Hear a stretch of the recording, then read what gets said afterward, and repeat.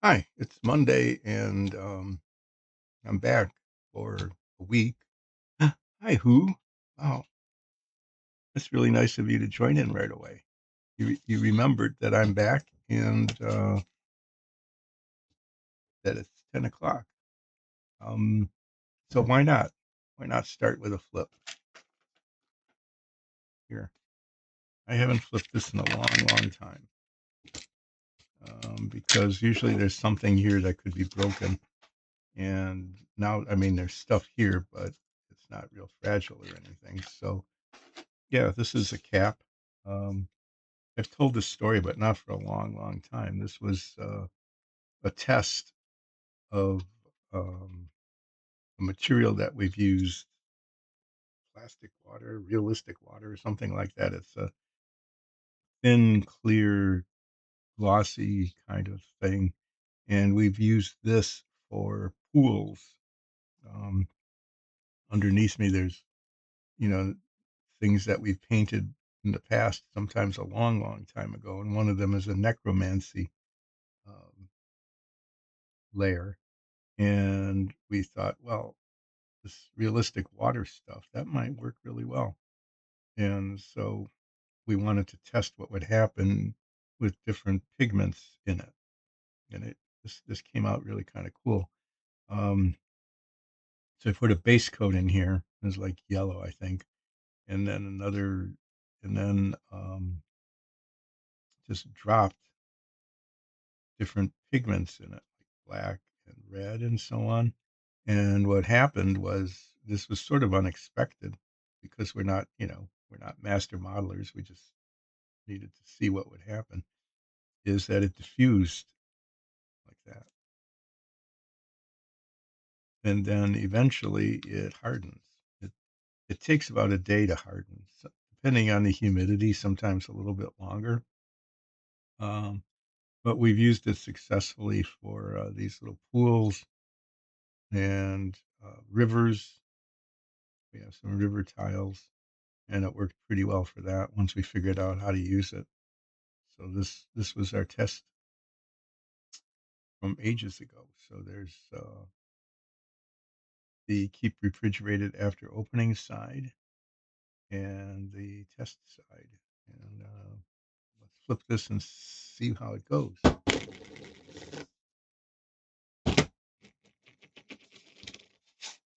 Yep, one of each. 2-2. It was going to be 3-2. There was no way around that. So the question is going to be 4-2 or 3-3. 4-2, not fortitude. 4-2. Oh, let's just keep flipping. Let's do it again. One, that's off screen.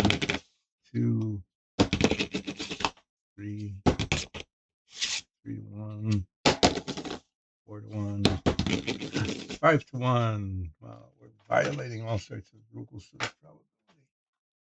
That'd be maybe what I should do is just keep doing that for the next hour, 2 hours instead of doing anything else. But I'm going to come back to this. This is the P-38,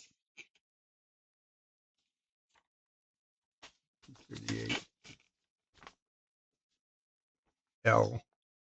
Okay, 1/32 scale kit that's got 39 steps, of which I have completed half of one.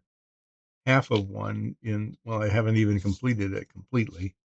Um, Half of one because there's two engines, and I just in the done box here, done.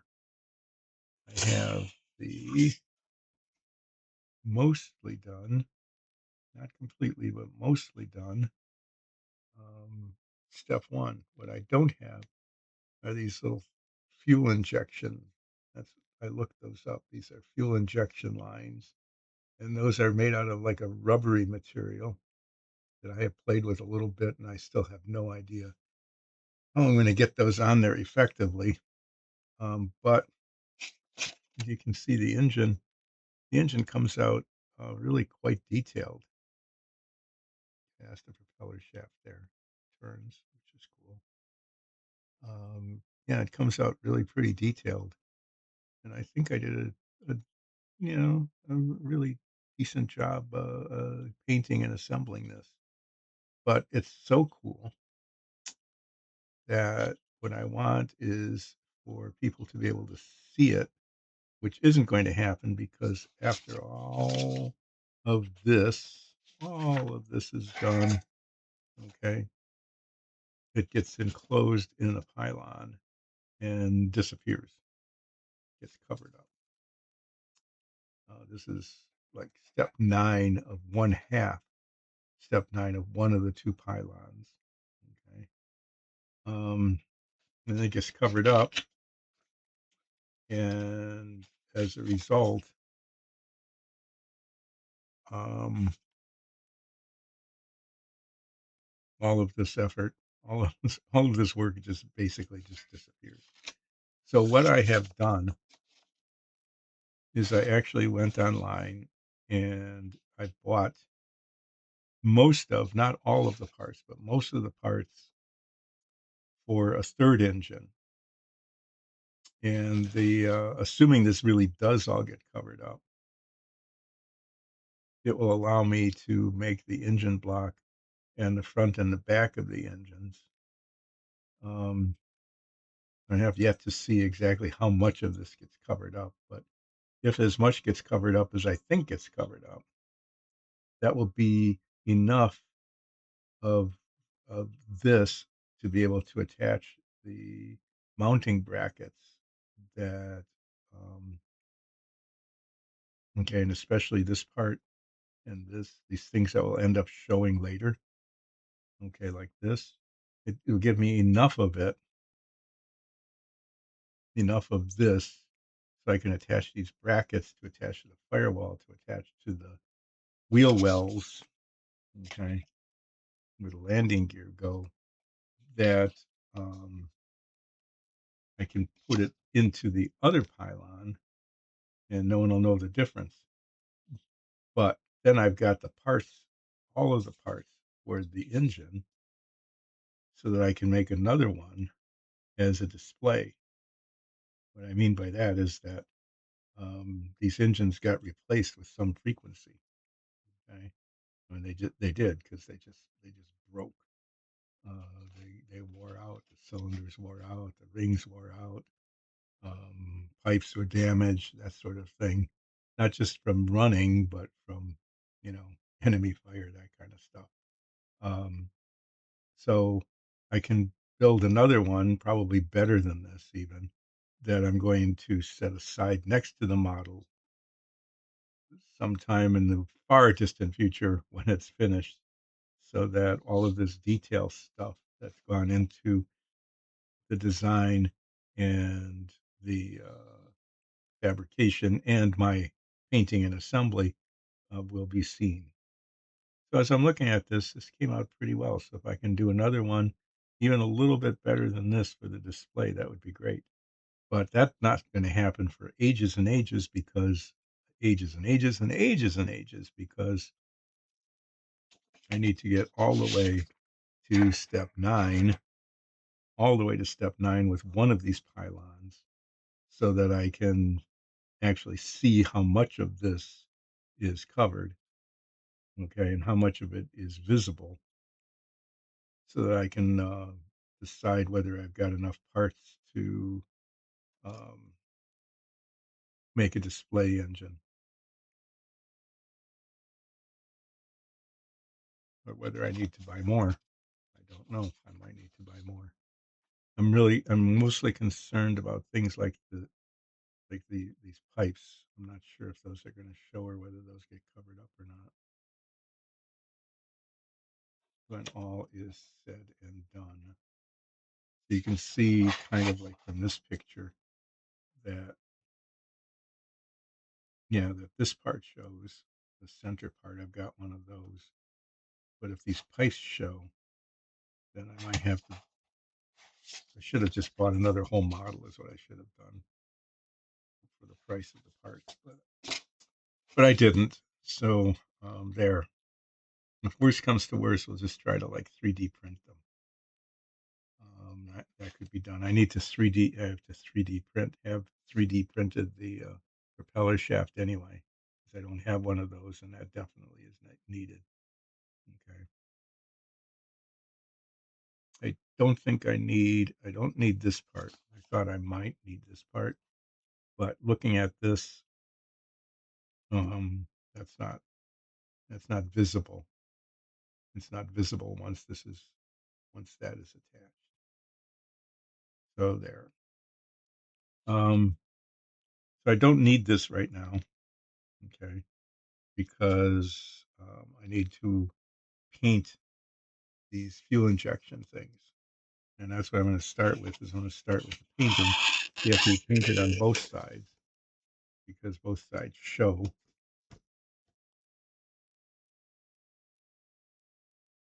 There they are, these tiny little bits here. Um, both sides show, and they need to be painted light gray, and this part, the pipe part, and then the other parts are supposed to be painted aluminum. So what I need to do is I'm going to paint it all light gray, the whole thing. Okay, and then I'm going to come back and paint the these little bits here, the aluminum color. And I'll do that because it needs to be painted in between them like that. Well, yeah, the multi-step here is that they need to be painted on both sides. There's no place to hold it really. Kind of, well, maybe. Let me try that. Let me see. It'd be nice if I could paint it all at one time. You can see they're like rubber.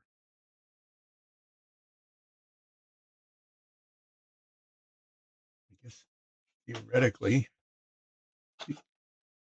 potentially, maybe. Ah, okay. I was gonna. I'd gotten through all morning without knocking anything over until I just knocked the microphone over. That wasn't good. These are all labels on here for the different parts. So I'm going to leave those on because I might need those later. I could, I guess, clip. This is going to be painted silver later, aluminum later. Yeah, I guess I could do that if I do that carefully. And then when I paint those aluminum later, I guess I could just like clip it here like that and paint those aluminum. And then if it messes up the gray paint on here, that'll be an easy place to touch it off. So this will cut the painting time in half by doing this. Because otherwise I'd have to paint one side, wait for it to dry and flip it over and paint the other. This way I can paint both sides at the same time.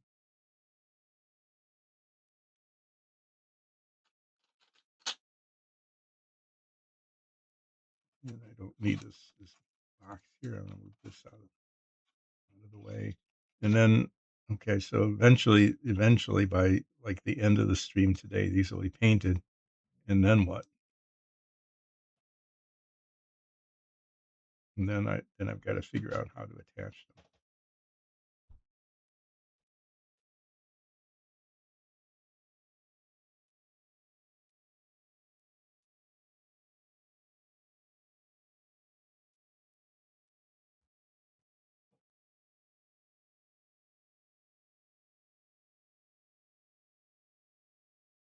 I'm seeing, I don't know, there's stuff on there. Like little threads or something on there that are not supposed to be there. I don't know what that's about.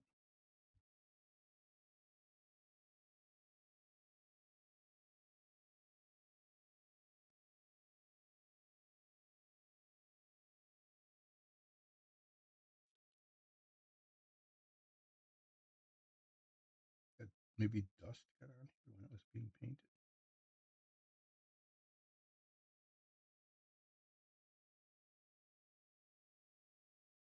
I'm doing all of this with these, and then it'll be covered up and never seen again when the model's done. But this is actually good practice because if I do a display one, one of these for display on the side of the model, maybe I'll even try to fabricate a cart for it because that's how these were done. The engines were put on carts so that they could be moved from the workshop back to the plane and installed. Maybe I would even fabricate one of those. That would be kind of a fun use of time sometime next year. Um, I know that this model is not is I've talked about that. When I did the GT 350, I said, "Oh, look at all of these parts. This is going to take the whole year to do," and then it didn't. I finished that, and I did a submarine. So sometimes these things end up taking less time than I thought. But I'm going to predict that this particular model is definitely going to take the rest of this year because it's just so much of it, and there's a lot of detail, and there's things like this that I don't know how to do, and there's just travel. Like for me, I was gone last week. I had to do a family thing. It turned out okay. Um, uh, I mean, it turned out okay. It's like getting together with family wouldn't be a thing that turned out okay. One of my family members was having a medical procedure and um, needed a ride to and from. Okay, this family member is not like right next door, so it was a combination of driving and taking a ferry across Lake Michigan. It would have been like 4, yeah, it would have been about 10 hours of driving to get there. You think,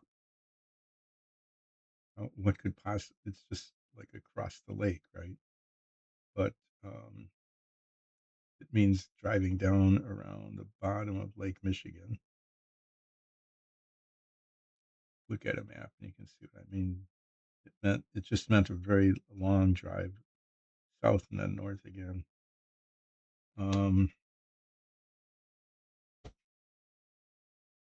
so there's a ferry that runs across the lake. It doesn't take any less time to do it. Where does all this fuzziness come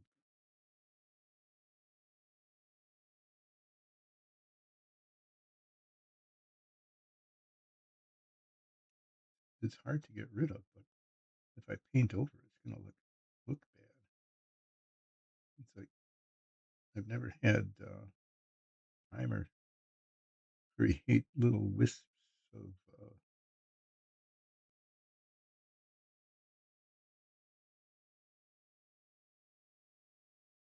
fuzziness. It ends up looking kind of furry.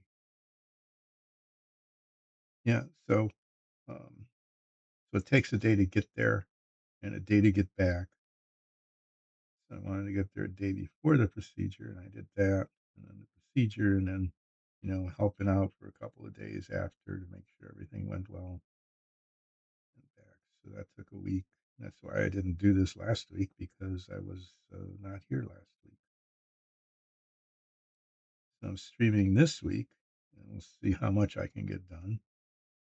Together, we will see if anything gets done. Things would get done more quickly if I didn't have to spend like 15 minutes trying to get little fuzzy, hairy things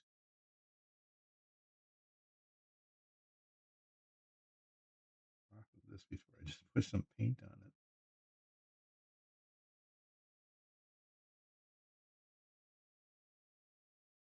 You know.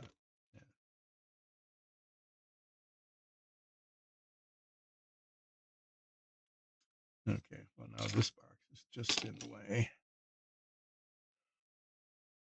put it over there where it probably will really. Okay. Good grief. Every time I look at it, there's more. I want to paint most of this, including, well, I thought I got it. Now there's yet even more in places that'll be really obvious.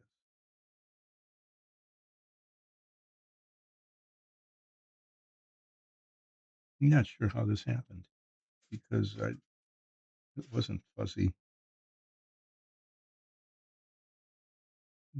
It has to be a reaction between the paint and the part.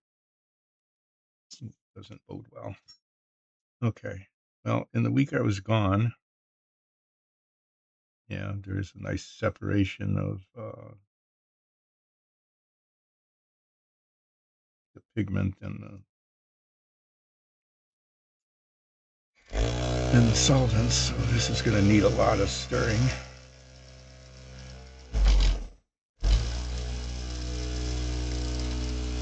The buzzing sound is the vibrating, stirring thing.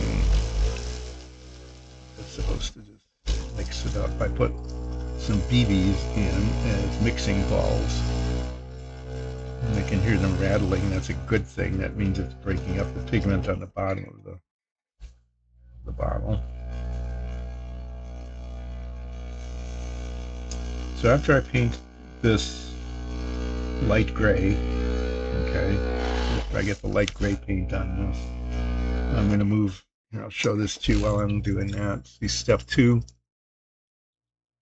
all of those parts that aren't the main engine, like the brackets and the oil filter and the cowling underneath, all of those get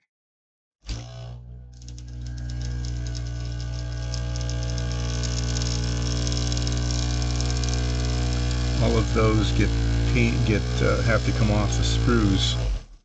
Okay, they have to come off the sprue, and then they need to be sanded and maybe even filed a little bit and sanded. I need to find them, okay, because they're on like 3 pieces. They're just scattered all over instead of mounted together.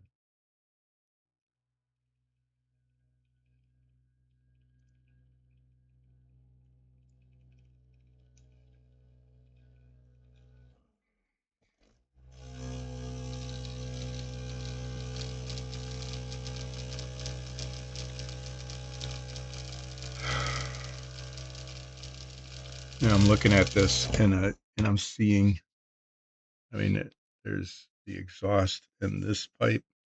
I don't have those. I didn't get those with the extra kit that I bought, the extra parts. Oh, no, it doesn't matter because I'm using it from this kit. Those aren't going to show. So, yeah. So the display engine will have those. The display engine will have those parts. But the engine that's on the rights in one of the pylons will not have those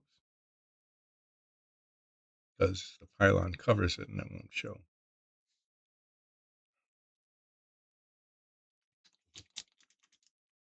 Nothing substitutes for it. Just doing this, no matter how much it sits there and gets buzzed on the buzzer thing.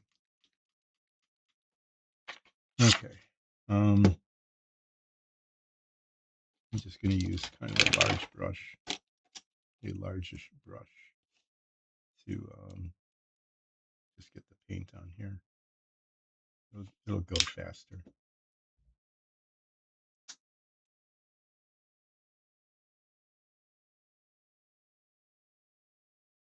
It'll be more than enough paint, but I'm just making a mess. Okay, well, here's some relaxing painting. This is the painting du jour.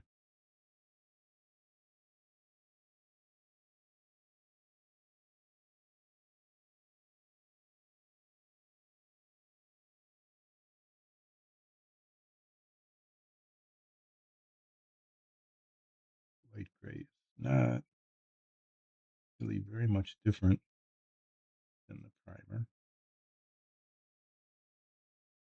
Yeah, and that one drop and 20 times more than I need.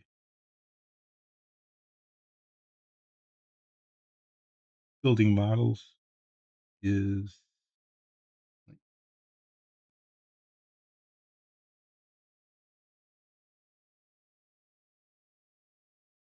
probably 50 or 60% filing and sanding. That's the way it feels anyway. Well, about 30% wasting paint, and you can see how much of that is not going to be used. You pay all this money because these model paints, considering how much you get in these little containers, they're by volume, by unit, they're pretty expensive. Um, I mean, just in terms of dollar value in dollars, they run from like $3 to $12, but you don't get much. It's making sure it's covered, and then end up, I think, because that's just one drop from the jar. It would have been really difficult to get less than that. I'm just doing this to make sure it's covered. It's taking a long time to do that. It just, I think, kind of in general, between even the brush paint, which is less wasteful than the spray paint.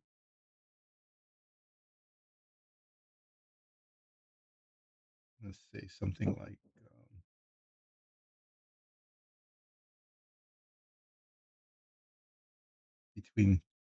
between 60 and 90%, maybe even 95% sometimes of the paint is just wasted. In this case, it's like 95%. I mean, you can just see that. I'm like using none of it. I'm sure there was probably some way to do this, like just dipping the paint in the bottle.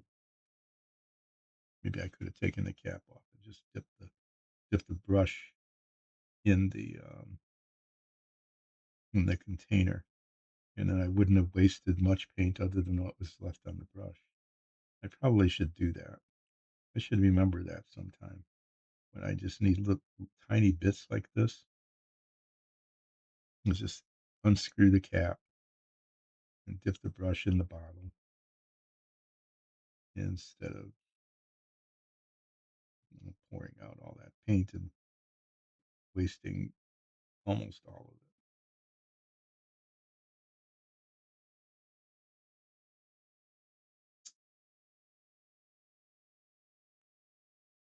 But I didn't do that. No, I didn't do that, and so the paint is wasted.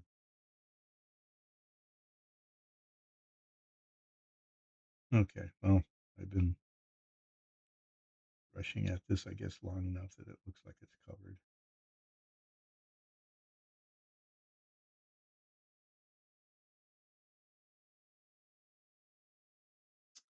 I'll let that dry, and then if I remember and nothing else happens, nothing dire happens, um,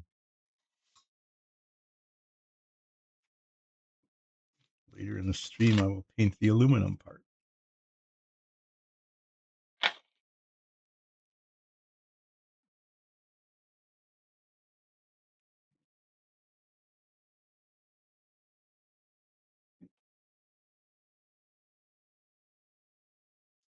Okay, well, that's drying. Put it way up over there. I'm going to look for all these pieces.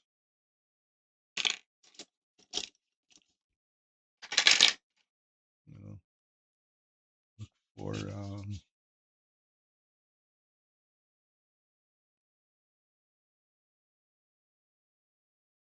look for them, and then use this saw, this little micro saw, to cut them off of the sprue. And I'm going to take this box and put the parts in it. And tip that box over, potentially injuring the part that was done. Okay. Yeah, well, here we go.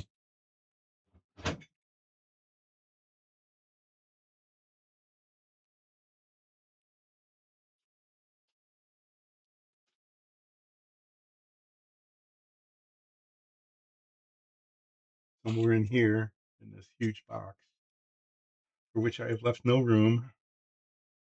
Okay. Well, great.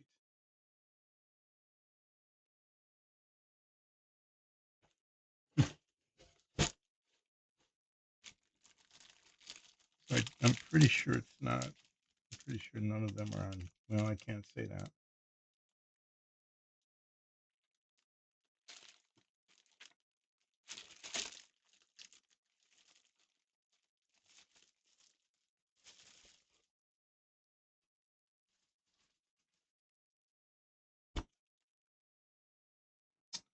Um. Oh yeah. Here's some of them. Actually, quite a few of them. Take this. Let's see how many I can get off of there.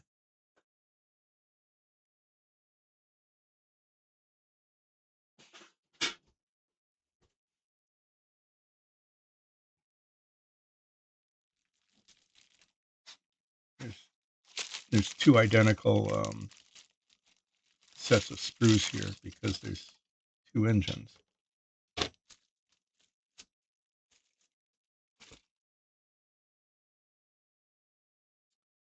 So I've got H7 and 10, 7 and 10. Okay. I've got H13. That's this one. Ugh, 13.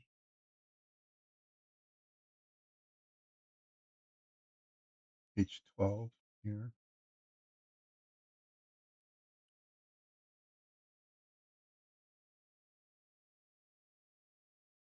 H13 and H4. Oh, yeah, there's one on either side. Okay, that makes sense.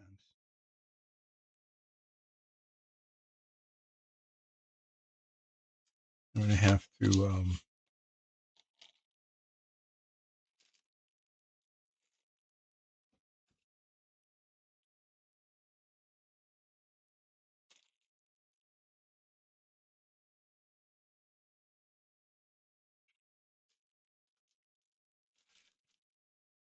make sure I label those.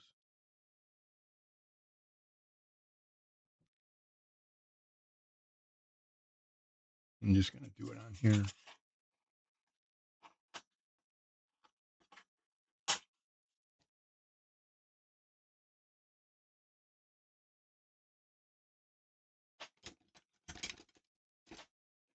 In anticipation of this, I'm just going to put labels on this piece of cardboard. Maybe H15, maybe H4. Those two. They're kind of like close to each other. Maybe H7 and H10. Those are the ones that are paired. The rest of them, it is what it is. Okay. I'm not have to worry about that too much. And pieces of tape on here so that they don't flop around.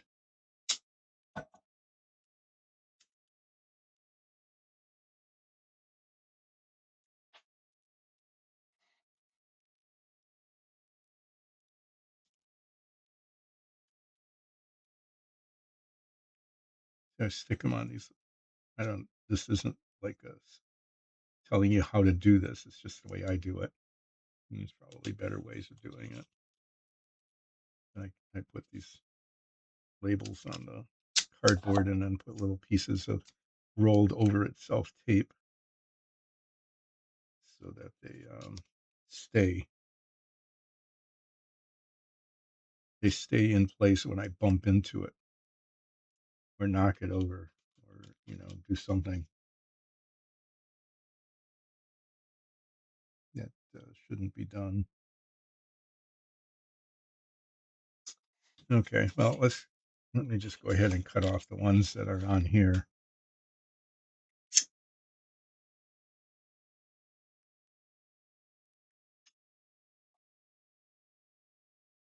Yeah, instead of putting these things away, I'm just going to pile them up over there where they're going to be very much in the way. Um,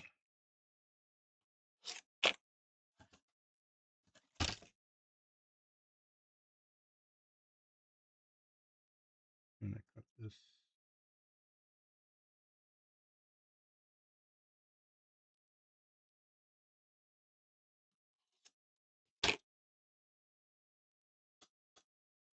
I'm going to end up leaving a lot of the screw on here.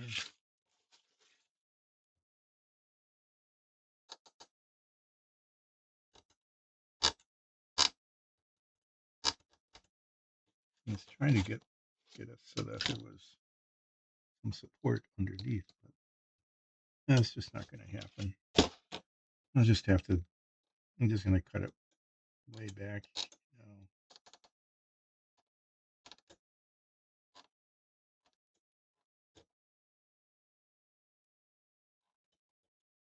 Okay, this is just going to. Everything's taking like way too long today.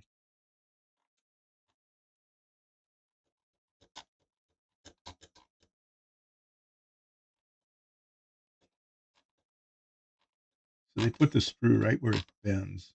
That's really not good. That's really not good because when I file it and sand it, there's a good chance that I'll just nick into the bend here. Like I'd file it down to get rid of it, that I'll put a little nick there.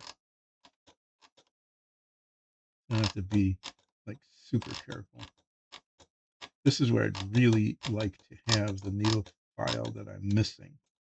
The needle file that I'm missing is flat on one side and hemispherical on the other.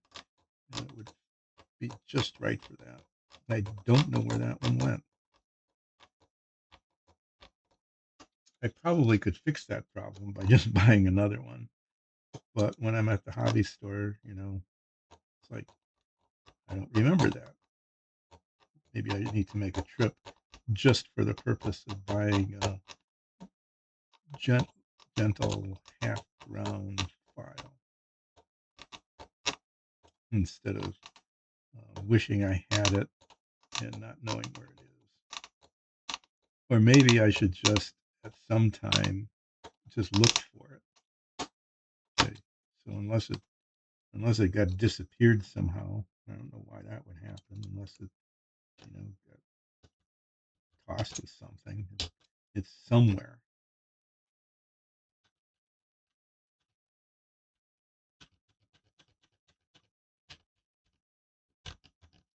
And I could just use an X-Acto knife, right, to do this, but I'm really concerned about breaking it off into the part and then having to try to fill it in, which for a little bit of a nick is really difficult. So this doing it this way takes more time and then results in the need for a lot of filing and sanding. Just ends up taking way more time than I think that if I just cut it off with a hobby knife. But um, you can see there's a lot of screws still attached to that here and here. What number was this anyway? 13 or H13.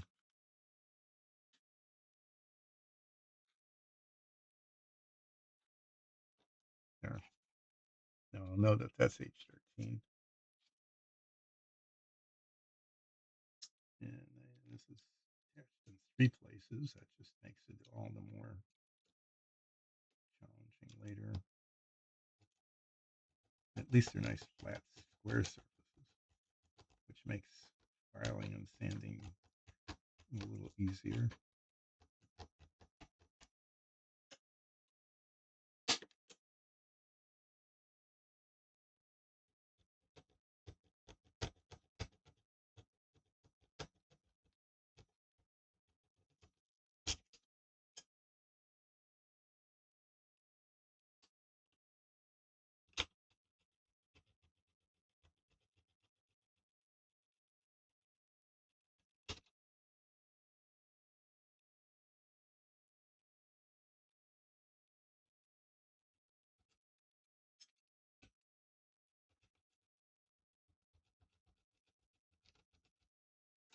There was the monologue just stopped there. So yeah, there's a ridge all along. You know, this was injection molded, and so the two halves of the molds come together right there, and then it leaves a ridge. It needs to be very carefully sanded off all around. This is 10.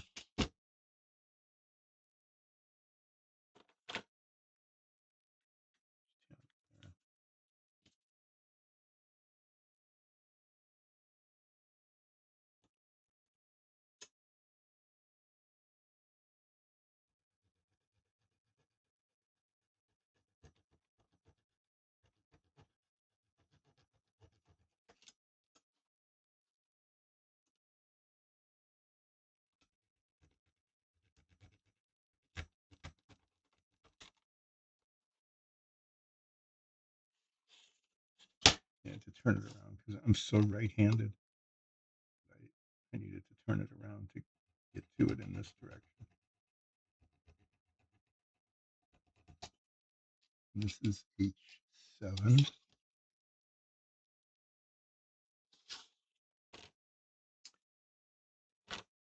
Oh,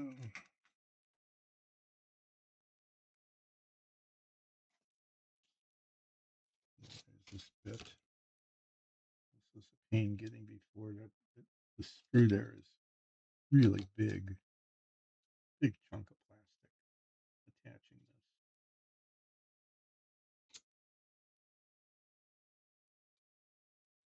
Cutting into the bend, which try not to scar it.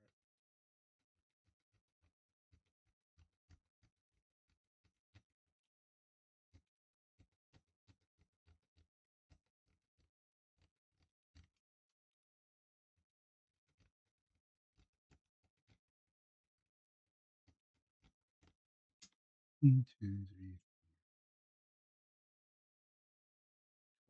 12. Oh, yeah.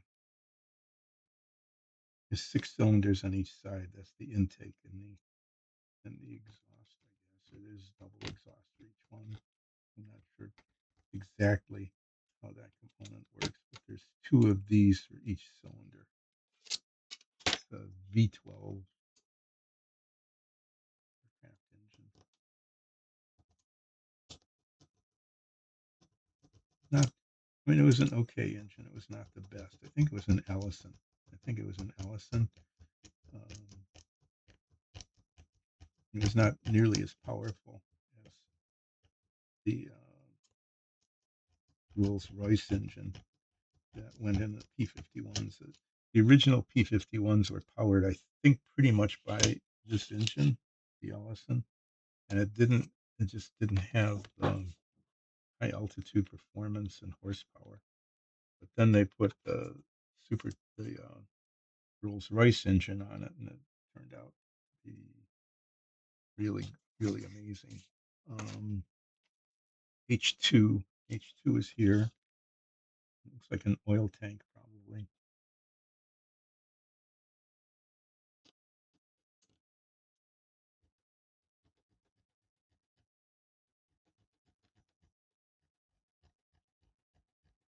All of this is painted light gray.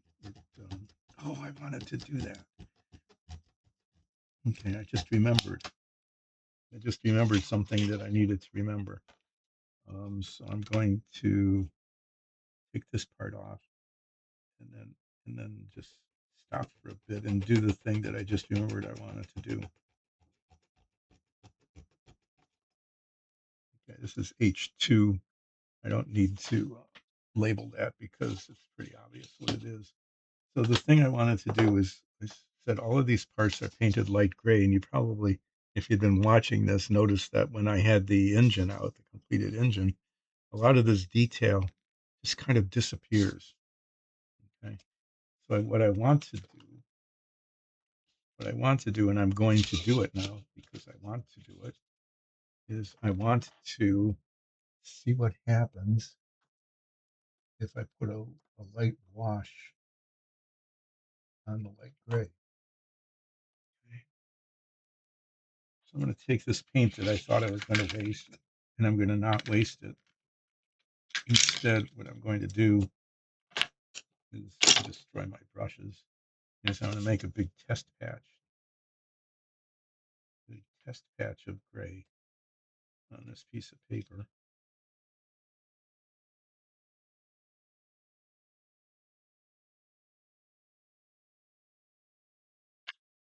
And it looks like I'm going to have to put 2 coats on.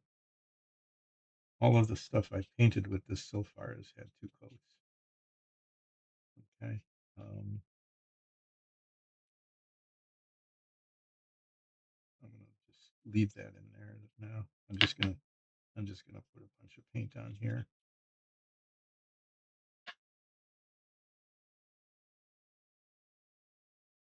Maybe I'll put a second coat on, maybe not. But if I do, I won't be wasting it. I'll be painting this stripe, and then I'm going to, after this dries, um,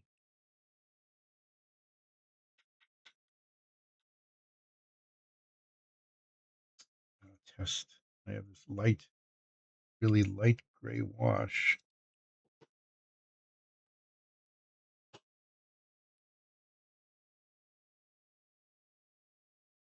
This has a little bit of pigment in it, and sometimes what it does is it'll bring out the detail. And if it looks,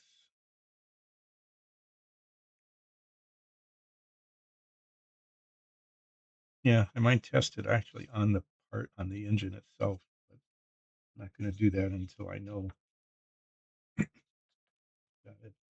that isn't visible. Okay, there's one more part on here. H H12. That's this part here.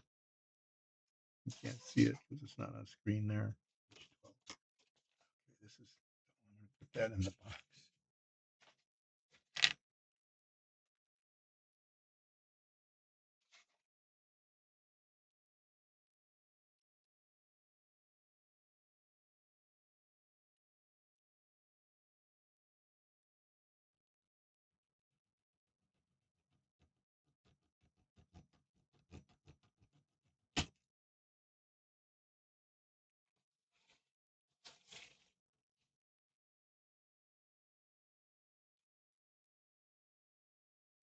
If that's part of the part or just it's just excess from the mold. I want to make sure that the part is cleanly cleaned, but sometimes it's really hard. There's like little bits from the molding process that look like they're part of the part, but then it turns out that they're not. And that happened on the Savoya with I think 2 of the parts. That it happened on the Savoya and on the Lotus Ford. That it looked like the part was molded on. That the little protuberance was supposed to be there, and then it just turned out to be in the way. Is that H1? H1 is not a part of this. Okay. 13, H2.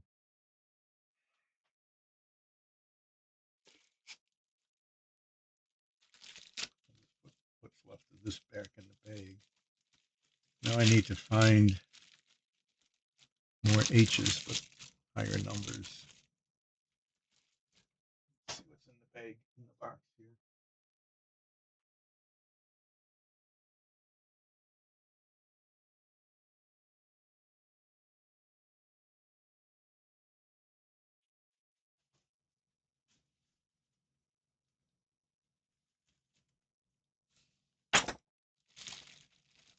Need H26 and 31.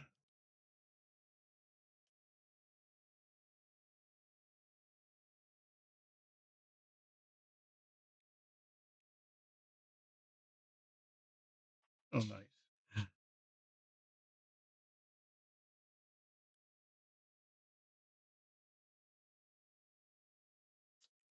There's a list of all the stuff here.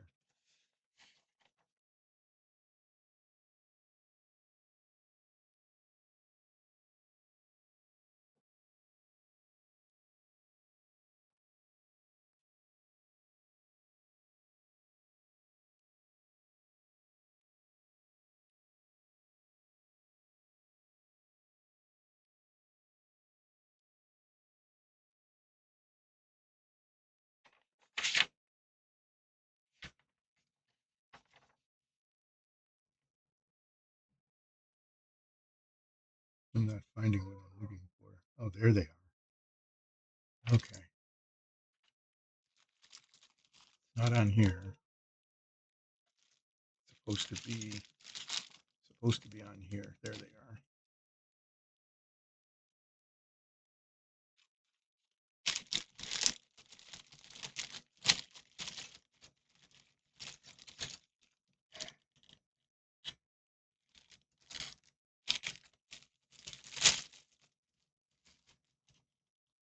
Okay. I need 26 and 27, or alternately.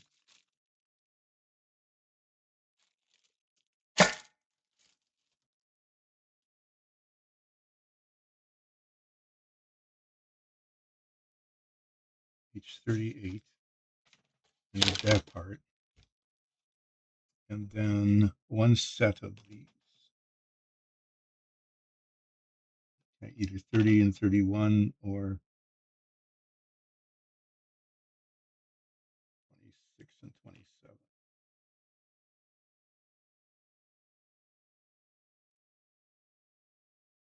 They don't look interchangeable.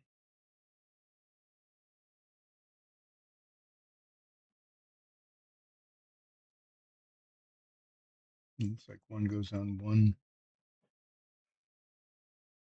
It's really not helpful.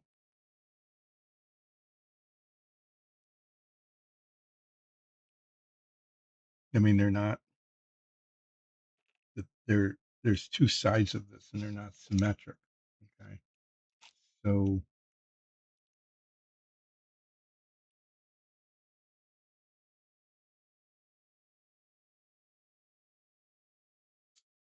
depends on if I'm doing the left side or the right side. I guess. Just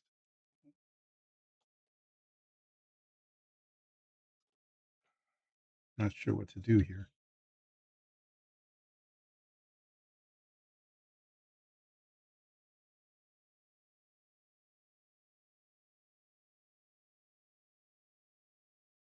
One's got a little window on it.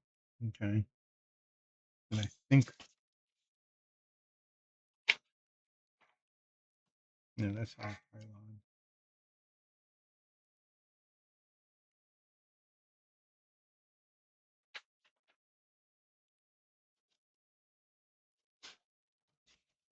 Okay, I'm not.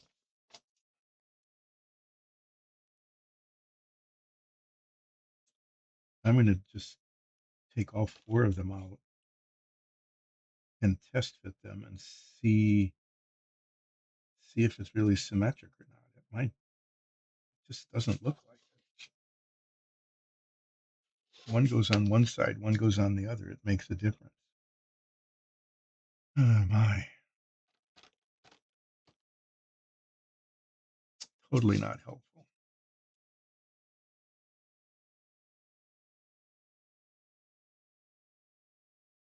Because if I put it on the wrong side and I attach it here, I won't know until much later.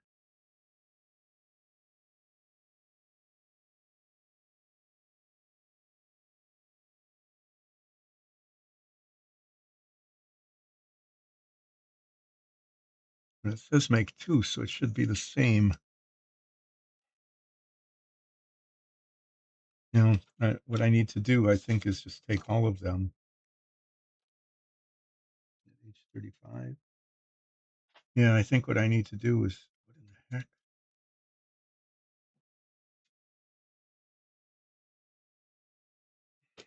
Is take both sets out, keep them separate from each other, and then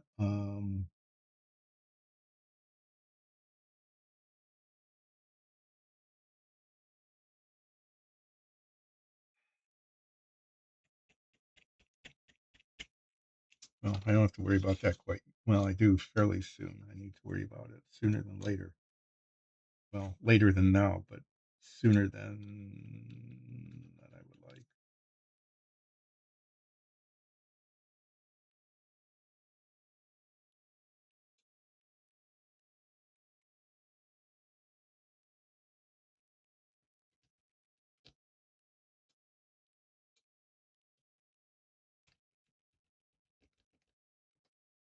Because those are parts that I think show it underneath the engine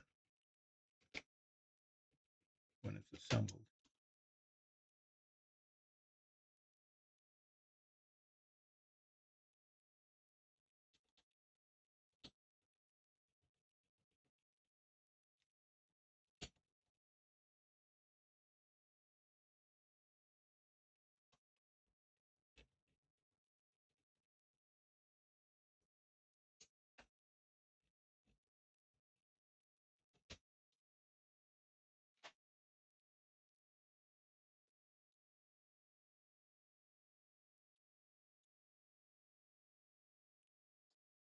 Okay, sorry, I'm just thinking about those parts and how they're supposed to fit together.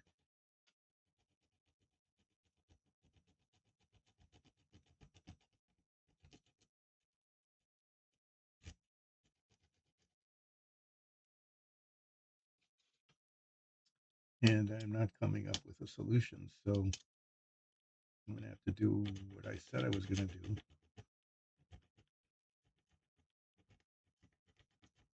which is take all four parts off and test fit them all and see how it goes.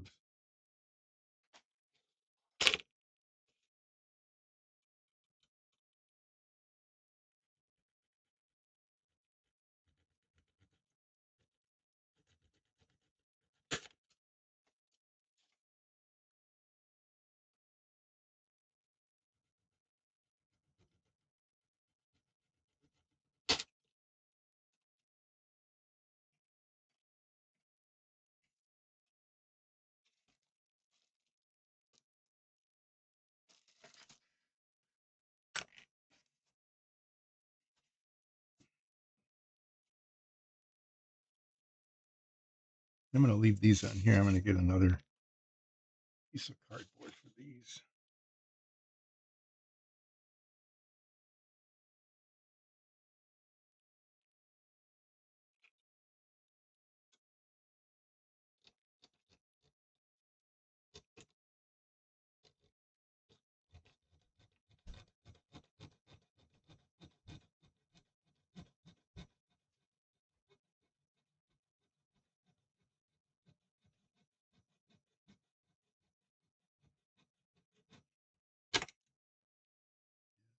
Really inaccessive. Too much. On some models, the attachment points of the parts of the screw are really tiny, and then they break off in the box, and sometimes that damages the part. They obviously did not want parts to break off here because there's a very robust screw attachments here. This is 26 and 27.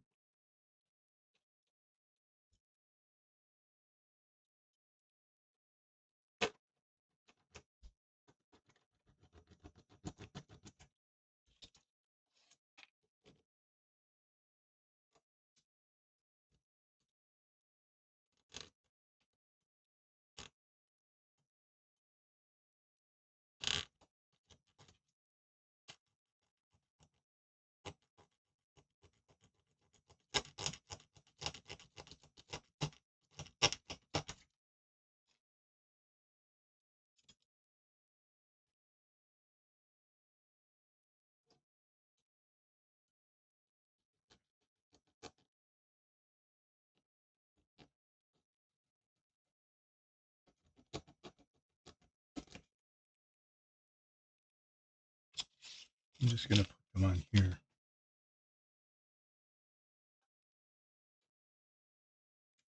for now.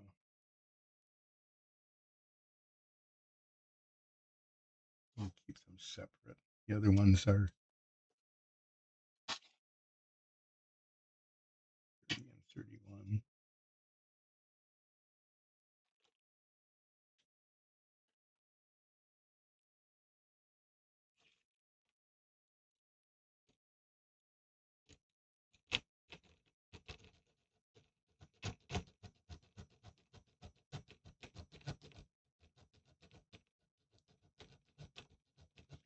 I'm going to finish a little early today. End it at 12:30 because they're I have to do something at 1. Okay.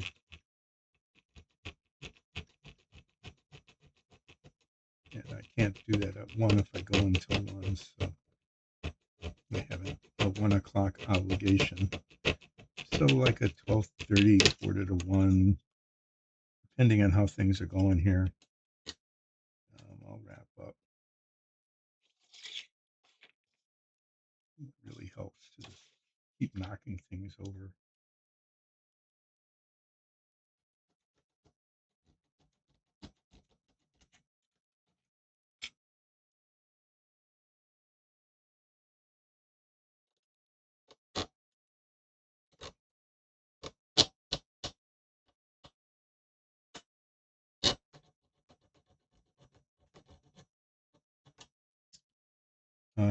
Yeah, so I was gone last week. And I will be streaming this week, today, Wednesday, and Friday. I'll be doing that. But then I'll be gone again next week, yet again, for 1 week. And then I'll be back for some time. And what is it, the 20th, I think? So I'll be, I'll not be streaming on, I think it's 13th. What is today, the 6th? Yeah. So I'll be 6, 8, and 10. I'll be streaming this week. And then next week, which is 13, 15, and 17, I will not be streaming because I'll be away again. Yet again. Let's see what I've got so far. I've got 26, 27, and 30 and 31. And you can see the parts are not the same, and I don't know if they're going to be symmetric. I've got H12. I've got H7 and 10. I do not have G7. I need to find that. I've got H35. That's there. I've got H38. That's there. I've got H13. Um,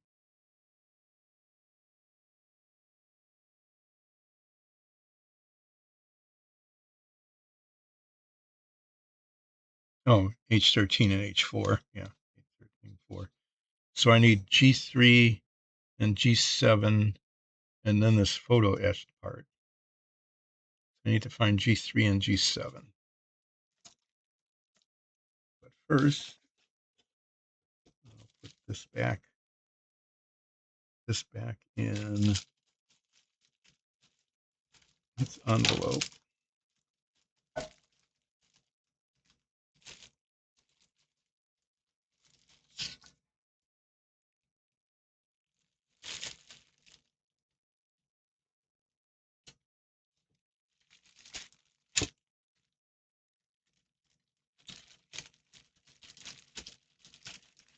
And then to look at the instructions, G3,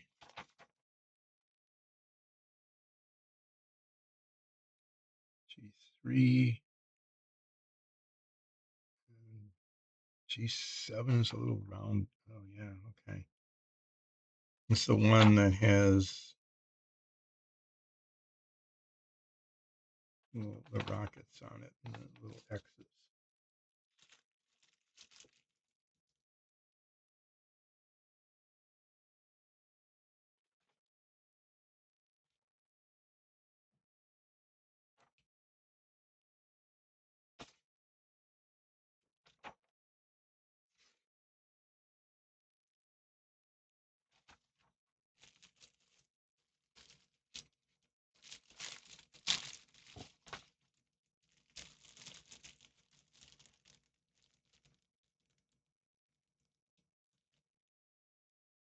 Okay.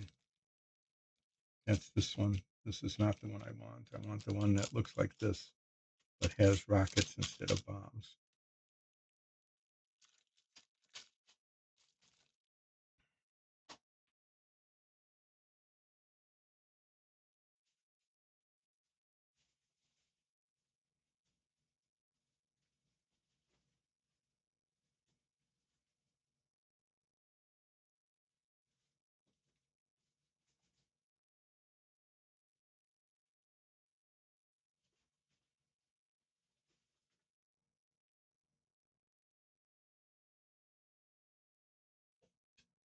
Oh, yeah, it's the one that's up here. It's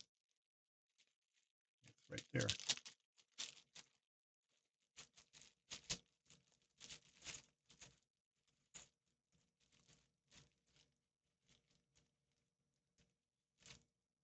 Okay, didn't want to come out very easily.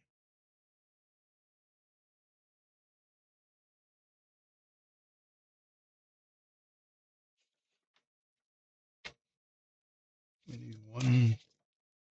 Oh my. Okay, I'm gonna need this box. These are tiny parts, little bitty parts.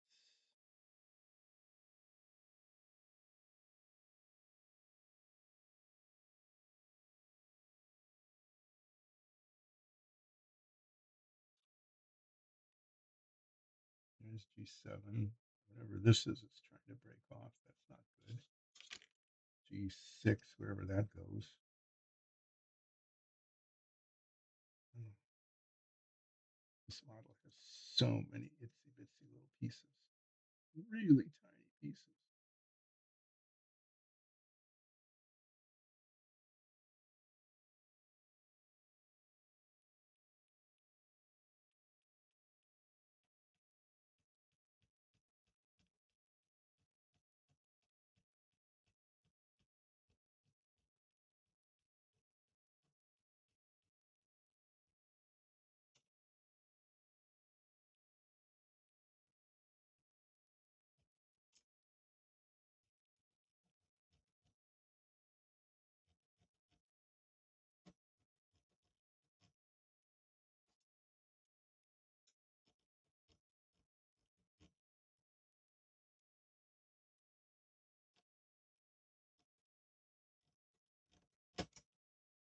Okay, this is going to go in this box because it's the kind of part that can rattle around and get lost. So this is trying to break off, and that would be bad. I could end up losing it. So what I'm going to do is take this tape, some of this tape, and I'm going to tape it on. I'm just going to protect it, I think, from breaking off.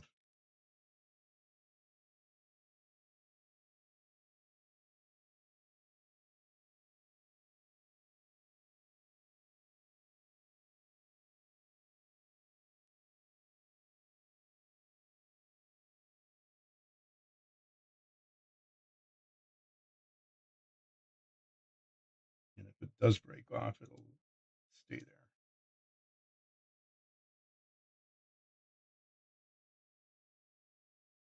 there. Is it G3 I'm looking for? Yeah. One of these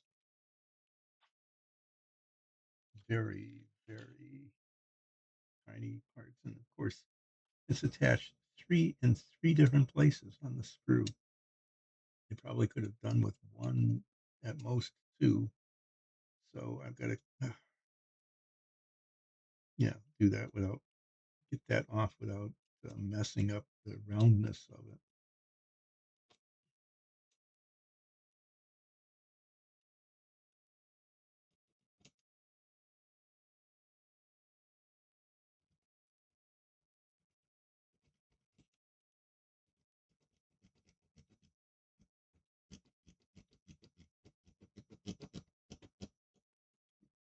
Am I out of time yet?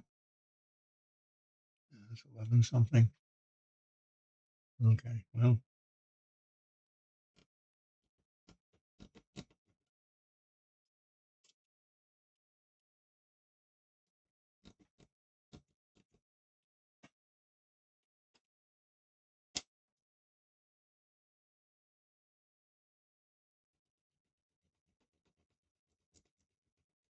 I can tell I'm going to be spending a lot of time trying to not mess up these parts as I'm sanding off the sprue. Okay, this doesn't look like a small part, but it's a really delicate part, so I'm putting that in the box as well.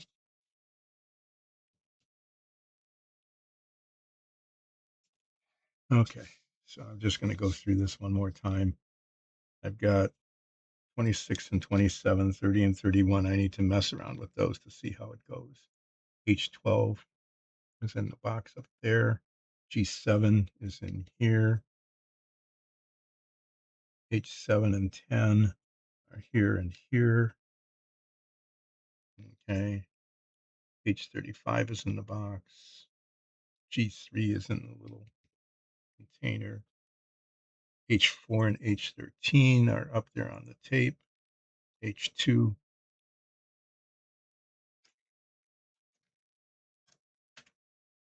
is there.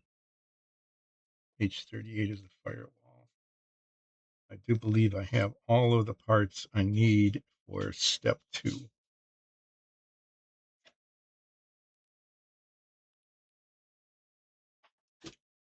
I'll put this back in the envelope.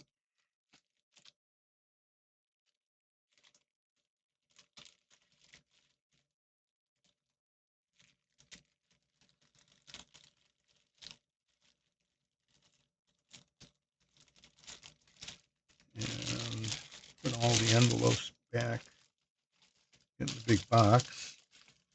I'll put the big box somewhere.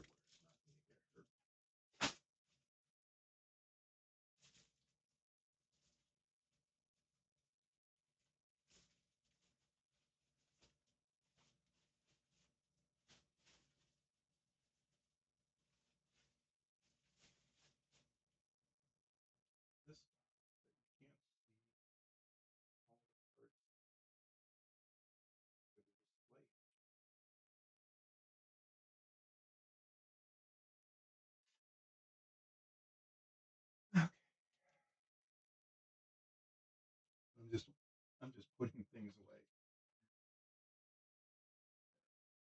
It is now away.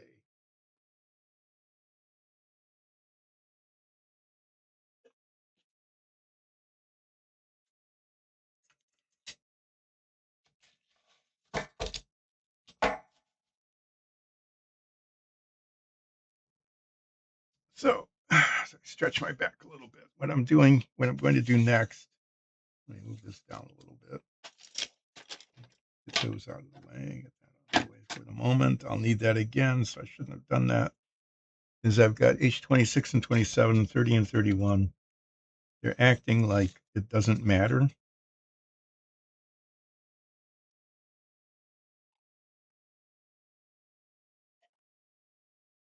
Which side it goes on, the left or the right pylon. It just says make 2.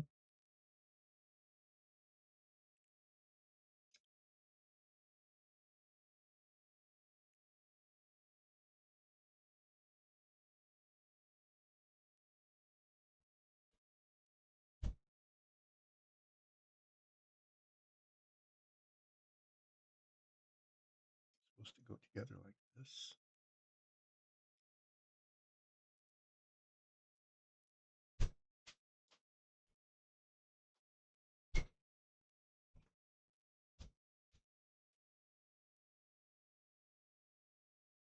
I'm not seeing how they go together.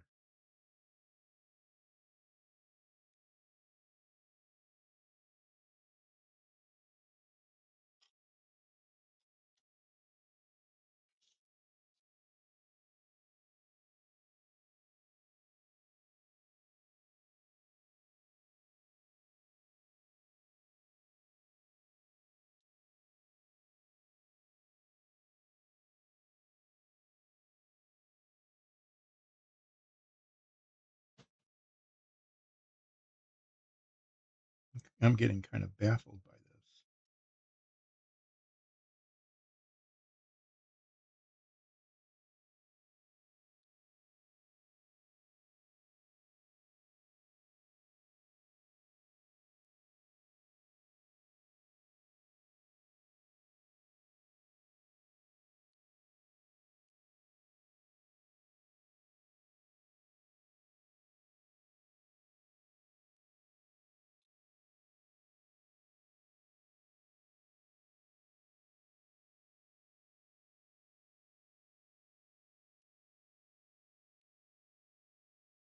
These don't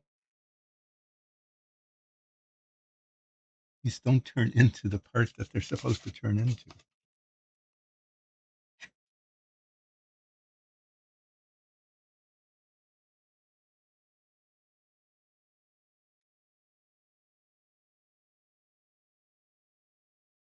Okay.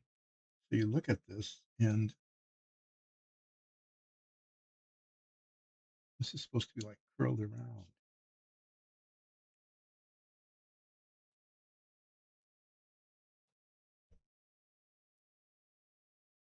The inside out.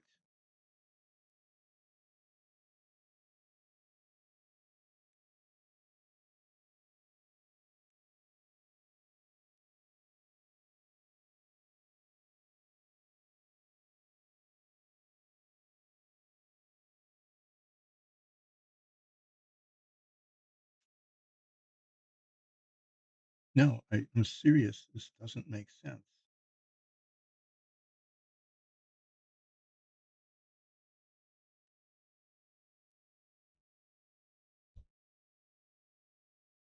These aren't. These go together.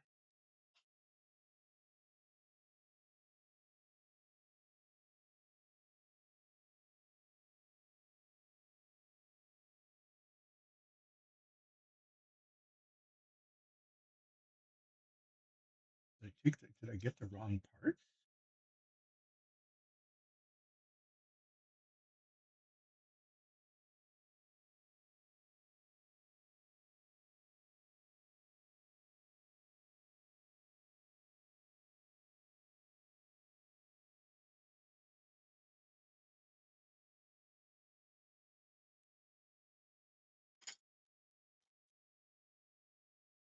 See, these clearly go together. There's a pin and a receptacle, and they go together like that. But then they look like they're inside out. Like this is the inside. These don't go together.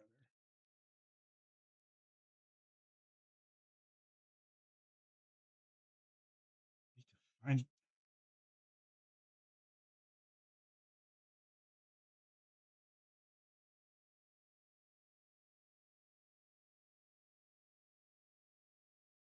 I'm sorry. I'm really baffled. These don't look like these. They don't look like the parts that they're supposed to be. Let me find it again. H26.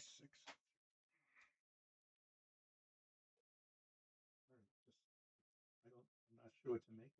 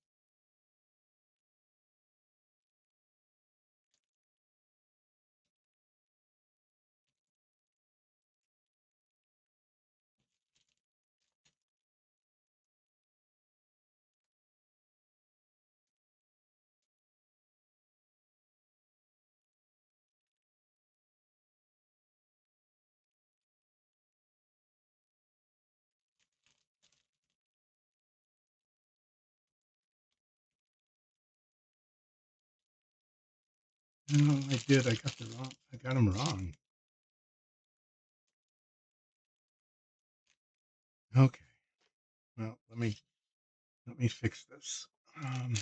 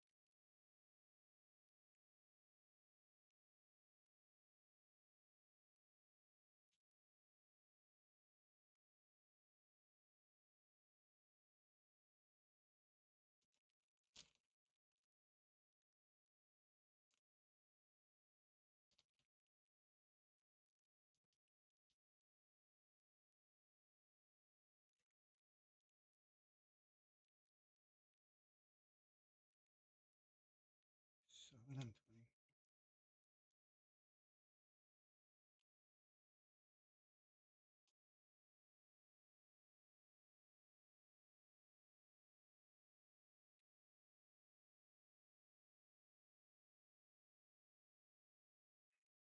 I'm sorry, I can't do it. I can't see it. 27, 27 and 31.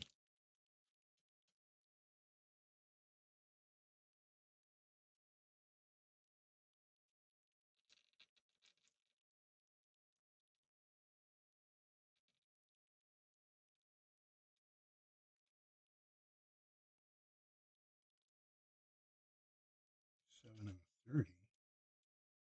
28 and 32. Two of these are 28 and 32. They're not what I'm looking for at all.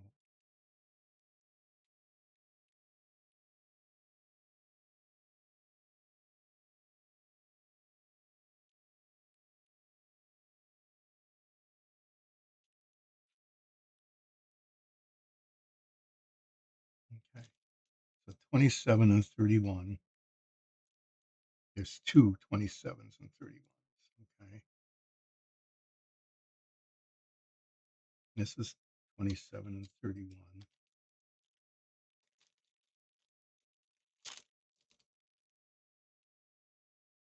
26 and 30.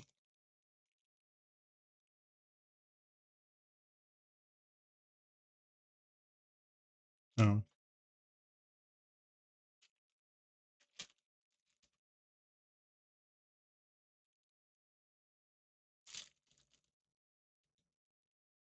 26 and 30.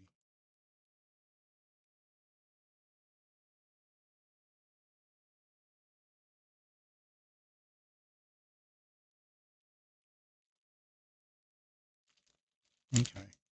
So 27 and 31.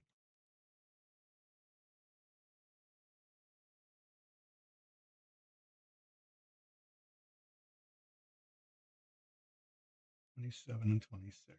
Right. I got them right. This is 27 and 20, 27 on one side, 26 on the other.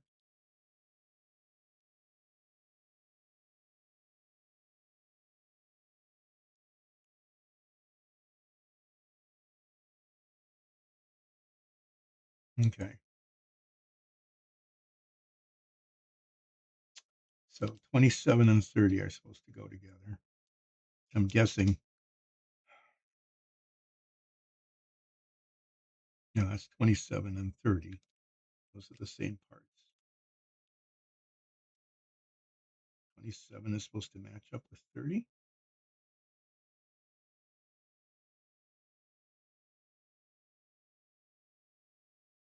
I'm really confused. None of these parts look like these. They don't look like that. I mean, superficially, yes. But what does that mean? 27 goes with 26, 30 with 31, 27 with goes with 30. Yeah, I guess that's 27 goes with 30.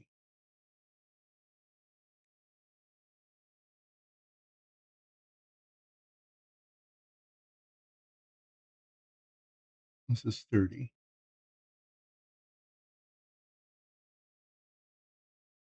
And this is 27.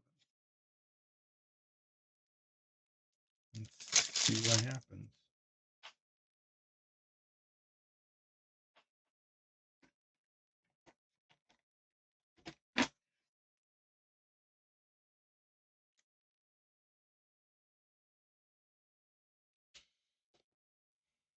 Yeah, this 30. I'm sorry, I don't understand how this is happening. 27 is the smaller of the two.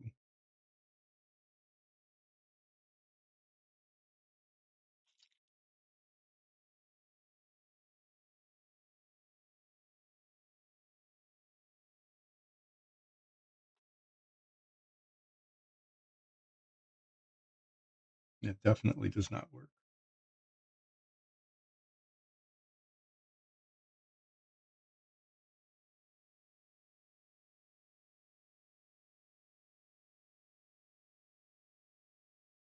I mean, there's no way this it doesn't go together.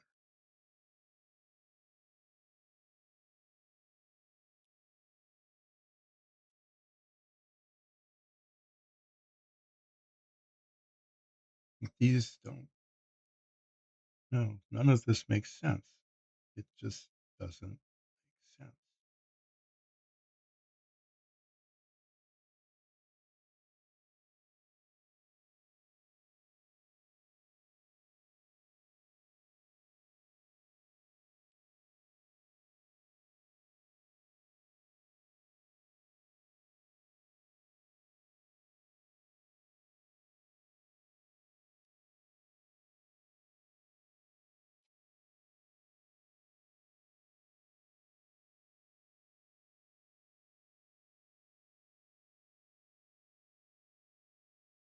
No, I mean these don't fit.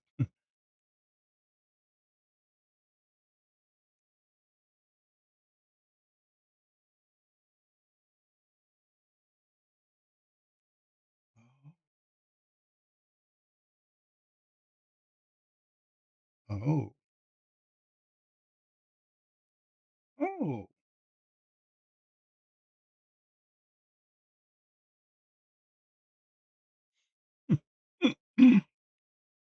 okay.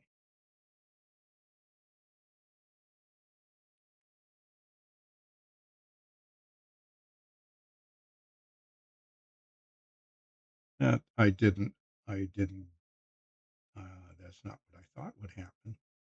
This they are the same. Okay, those go together like that.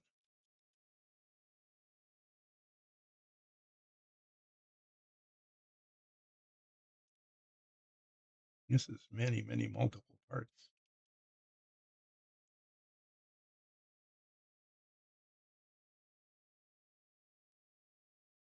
These go together like that.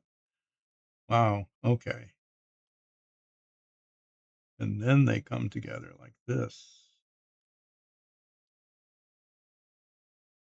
and then it looks like it should be. Wow. Okay. I I would not have guessed that, but now I know.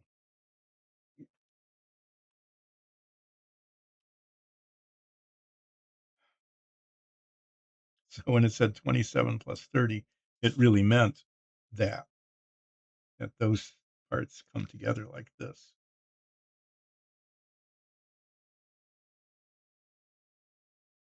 And then the seams need to be rubbed out. And then this pair comes together. Okay. Well, that was just a whole lot of confusion. And then they come together like this.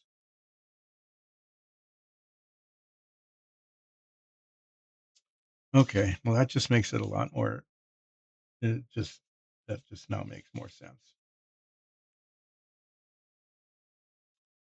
My, oh my, oh my, oh my. My, oh my, oh my. Okay.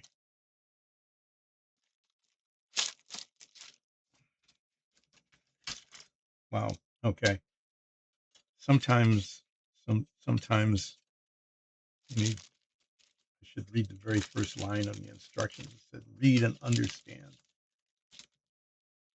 the instructions. So I'm looking at them, but I'm not understanding them. I was not understanding how that works. So you got to watch bafflement in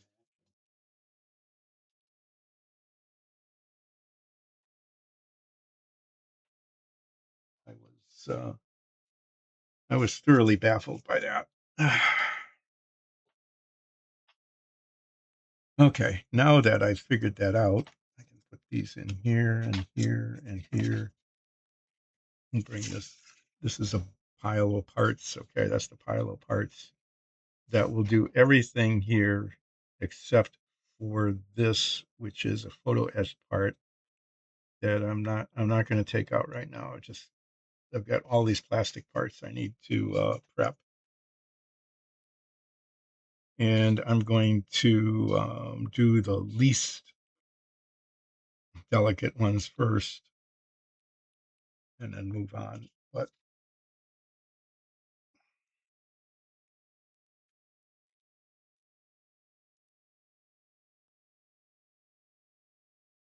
okay, well that was just really interesting. So here I'm going to do a little.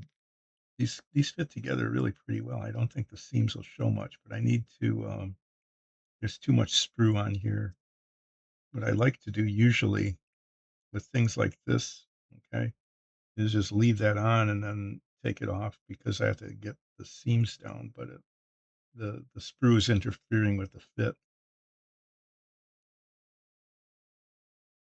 and then the seams are going to show, and I'll need some sanding and filling. Okay, well, you watched me baffled. You watched me in bafflement. It's like, why don't these parts look like they're supposed to look? Well, because they they are. There's four. It wasn't. It's just for one engine. What was I thinking? Obviously not thinking. So you caught me not thinking, being baffled by the parts, not quite understanding what the instructions were saying.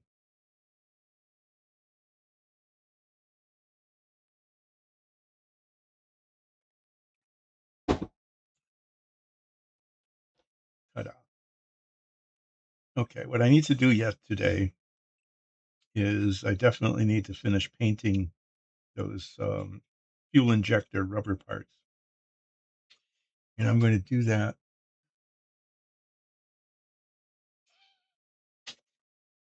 Yeah, this needs a second coat. I'm going to do that. I'm going to put a second coat of this on, of this gray paint. And then I am going to take a short break because I need to take a short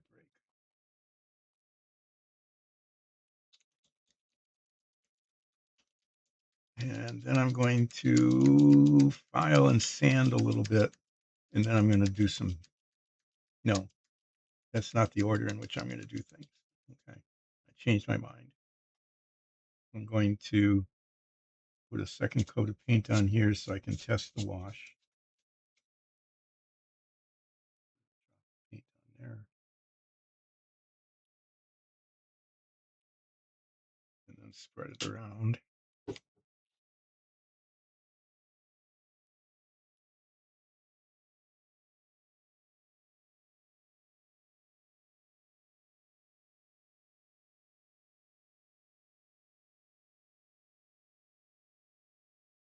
Yeah, second, this works. It just needs two coats, no matter what.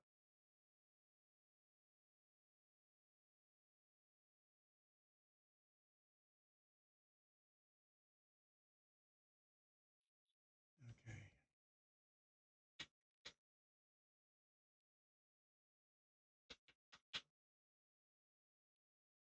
All right. So I'm going to let this dry. When I come back, I'm going to brush, not that one. I think this one with the long bristles.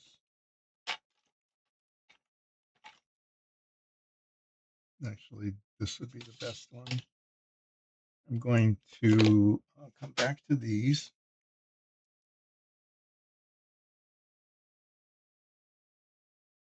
And these bits, these curved bits, need to be painted aluminum. I'm going to clip them here. I can touch it up again and paint those aluminum. And then if I need to, I can do some gray touch up. Like there. I need to do some gray touch up there. Because despite the fact that I brushed like 10 times over with gray, it's not quite done. Okay, but I need to take a short break. I'll be back in just a couple minutes. I'm gonna just not put the brake sign on, but I'll be back.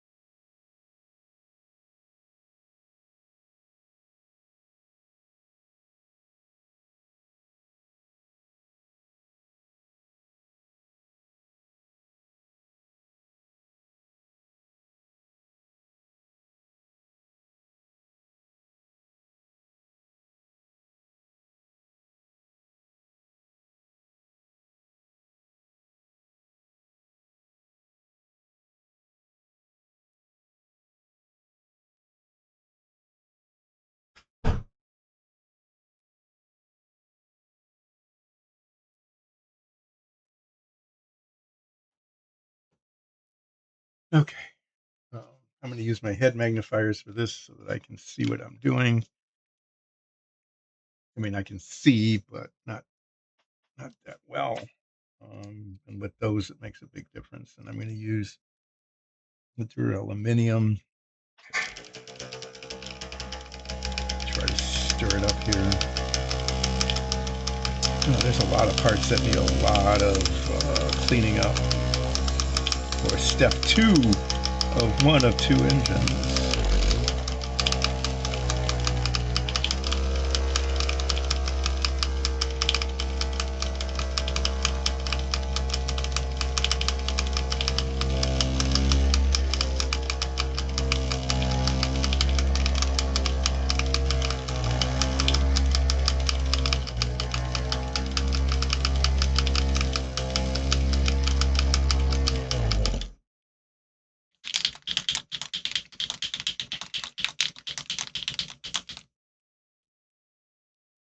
These are always so much fun.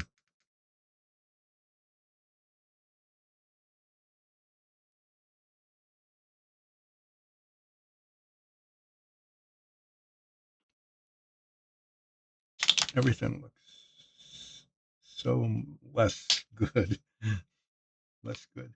It just under magnification, just all the flaws that look otherwise invisible.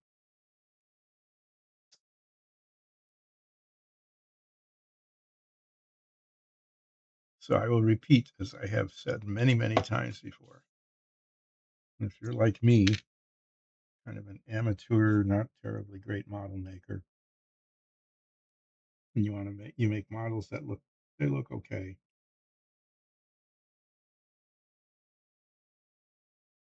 Okay, they look okay. Um, when your friends and relatives and everybody come by, say, "Oh, those look okay." The secret is to never let anyone get closer than 18 inches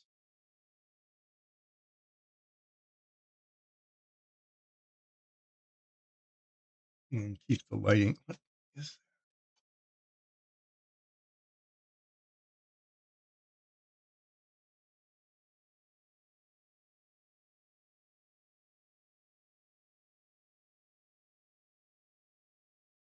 Yeah. I mean, what you don't want to do is let them put on head magnifiers like this. Okay. Don't do that. Keep them 18 inches away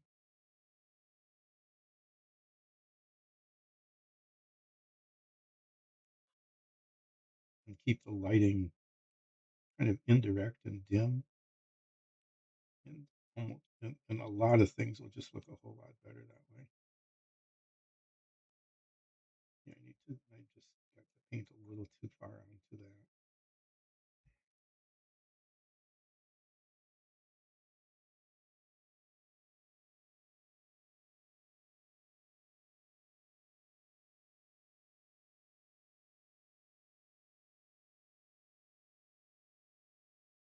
But I have to wear these in order to do this.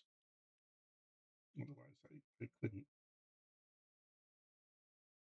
see well enough to even come close to being okay in terms of the quality of the painting.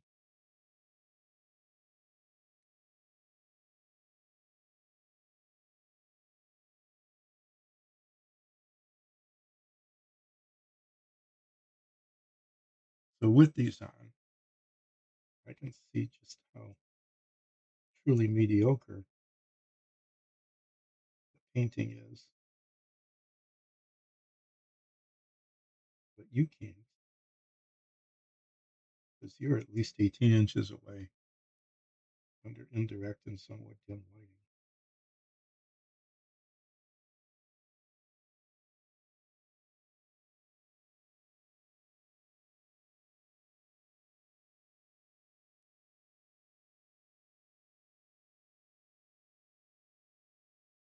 So I'm painting these rubberized parts the way the instructions say to paint them, and then somehow they're supposed to be attached. And I've said this every time I look at these, I say it multiple times. I have no idea really how that's supposed to work. I do need to touch that up. I got paint just a little too far into the pipe. I need to touch this up because there's no paint there.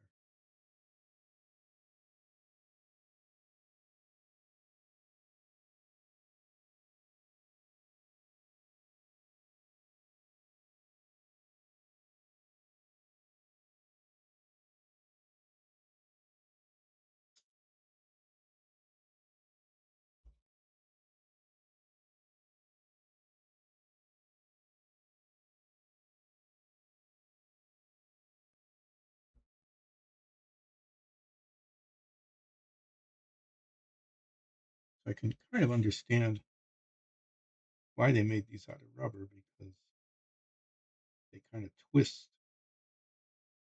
the injection molding of it with these tiny, tiny tubes. It just wouldn't have worked.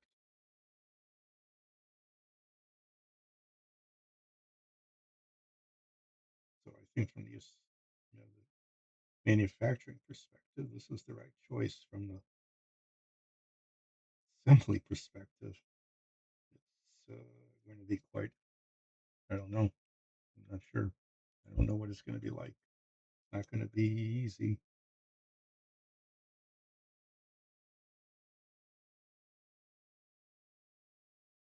thinking CA glue, this would be a good thing. These tiny little points go into tiny little holes in the engine block. At least that's the theory.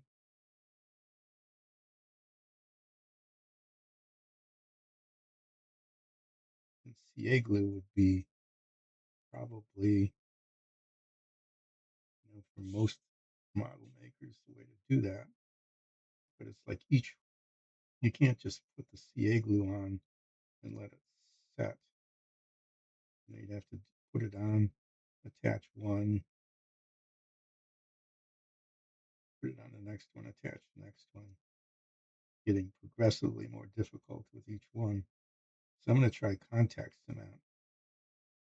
So right on the point of each of these six on each side, be a tiny bit of contact cement, and then in the hole in the engine block, another thing.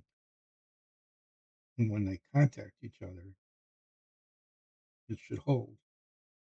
And hopefully it would hold while manipulating the other right on down the line until they are all attached. I do not know if that's going to work. Wow, put lots of paint on that and it still didn't cover.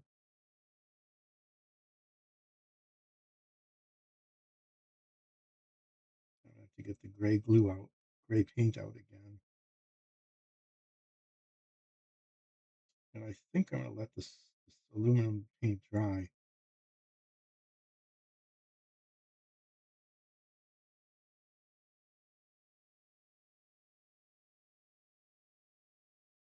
Yeah, see that messed up the paint.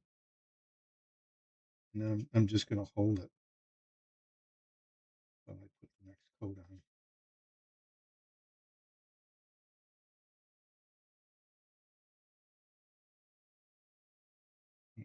Or something like that. Maybe what I'm going to do is it's going to be a multi-step. These don't need to be done anytime soon. I'm going to do the gray touch up with everywhere except where it's clipped. Everywhere except where it's clipped. And that'll be after the other stuff dries, after all the other paint dries, then I'll touch up the bit where it's clipped. That's that's what I'm going to end up doing.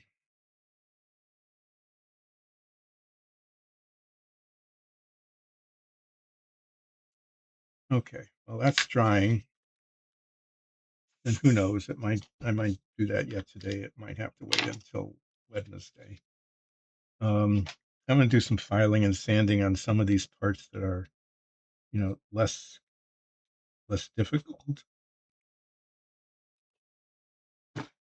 less sensitive.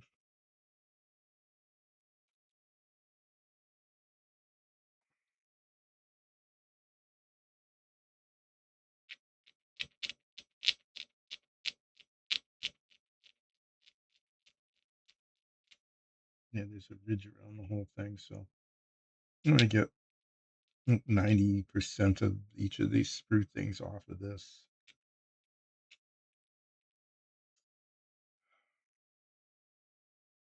Where'd the instructions go?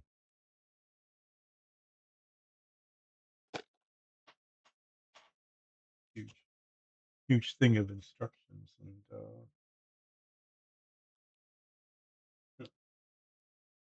really, oh, under the box. Great, that was foresightful.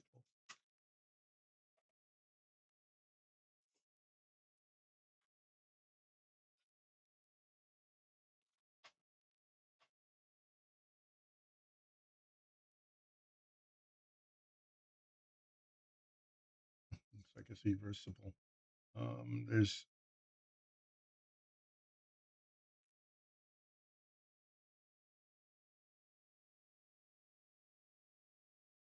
no. What I'm fretting about here is these molding circles.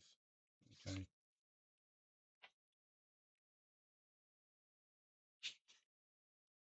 And they can either go on one side or the other.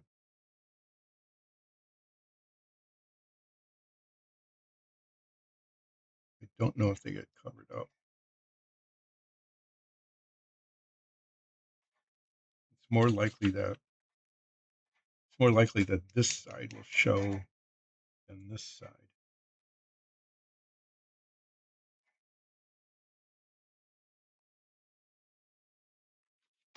For example, this goes on here like this, but the circles show above it.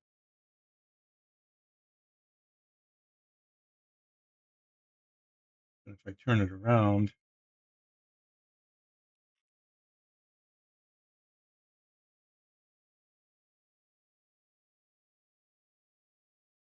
well, it's not going to show it all anyway. To be honest, it's not going to show it all because it's all buried inside the pylon.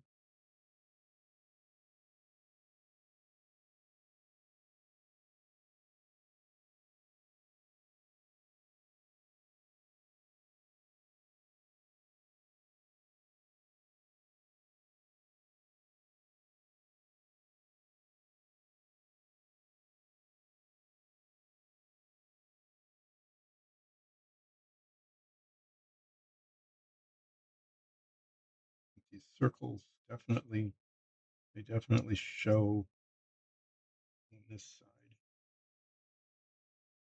If I turn it over, okay, it's symmetric, right? So it'll go on like this, and then those circles will be on this side.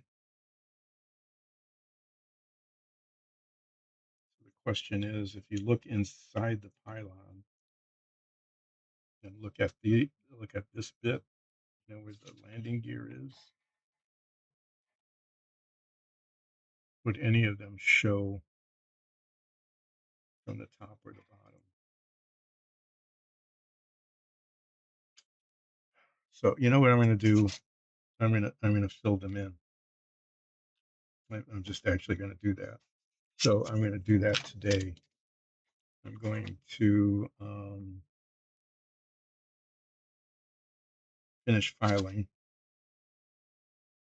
the screw bits, and I'm going to fill in these circles.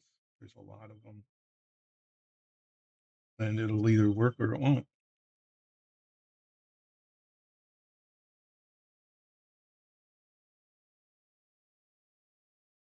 I mean, it isn't going to be any worse than if I don't try to fill them in.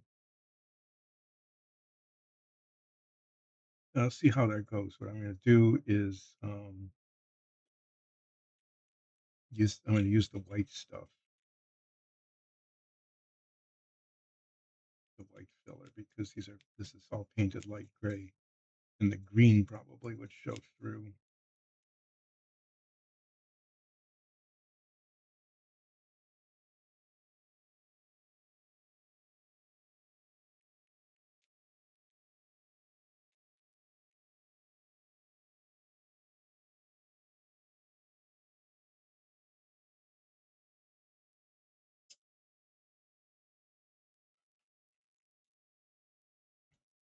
So yeah, you can see these circles. They're just everywhere here. There's 6, 7 of them on there, and I don't know which way. I'm I'm going to put the circles toward the engine. Okay, I'm going to put the circles facing this way because this is all going to get covered up.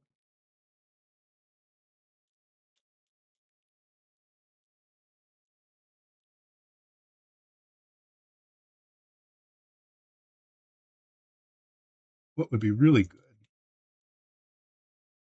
is if there is some way to, it would be kind of cool, is if there was some way to manipulate the model so that it could be opened up to show the detail of all of this that is going to be covered up.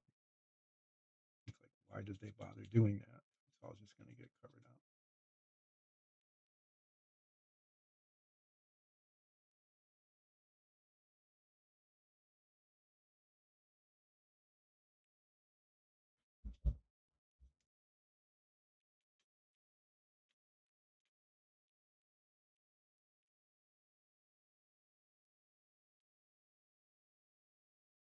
And sandpaper off and finish the rest of this.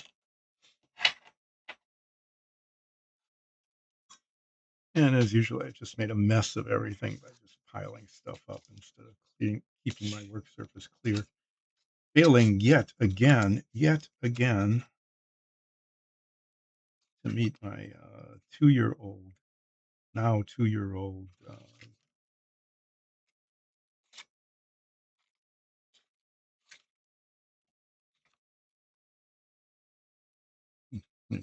Sorry, I'm just looking for pieces of stuff that should be labeled but isn't.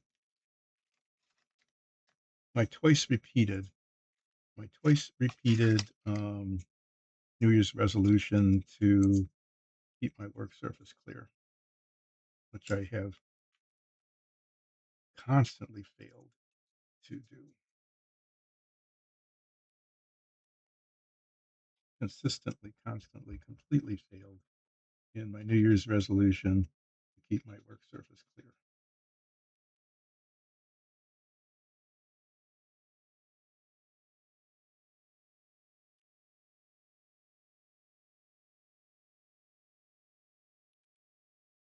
So why start now, right? Um, well, if anybody's watching this, thanks for coming back after my absence yet again, yet another absence.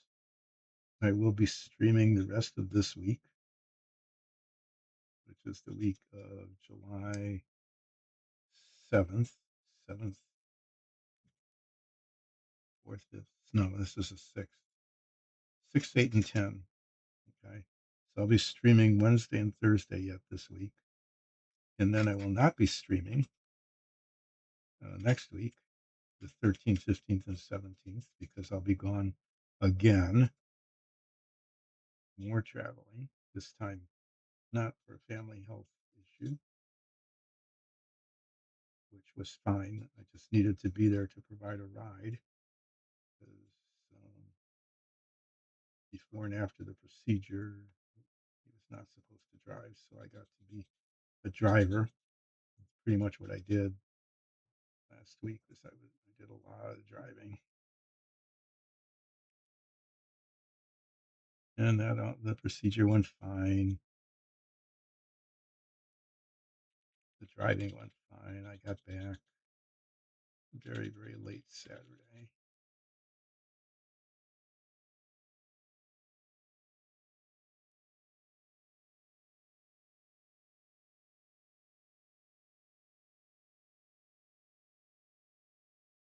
But I did get back, and here I am streaming and working on this P-38, making infinitesimal progress each time.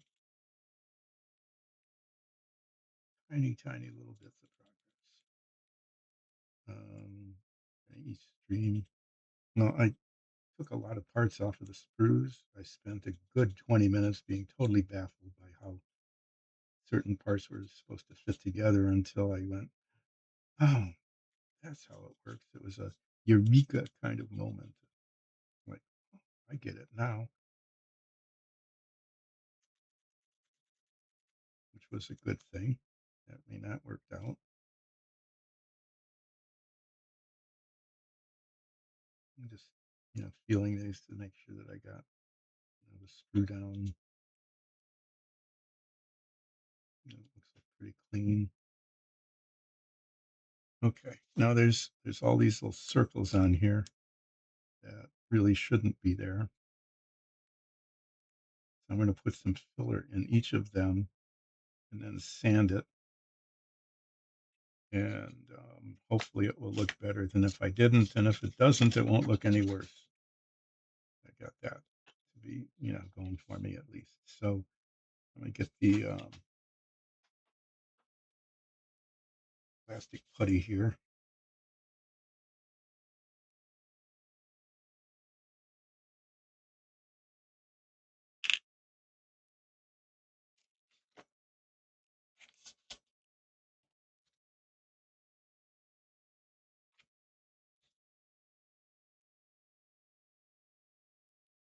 Probably need to use this little needle wire thing. on the tip. I've got green. I've got three kinds of plastic putty. This is the white stuff, and I've got some green stuff, and I've got some liquid. The liquid works pretty well, but it usually takes multiple applications um, before it really fills because it shrinks.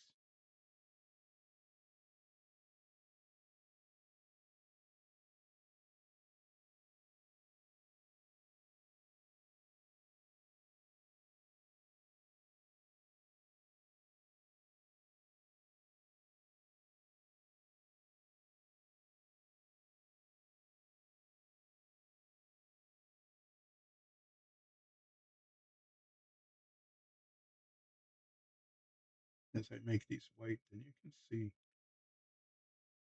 where they are, and they're in places that'll be visible.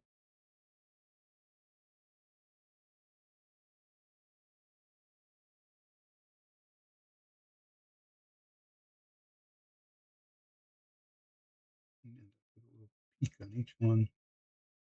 It just makes it, you know, it just requires a little more sanding. The whole thing is a nice flat surface, so hopefully these will kind of fill in. If not, like I said, it's not going to be any worse than it is now before I put the filler in.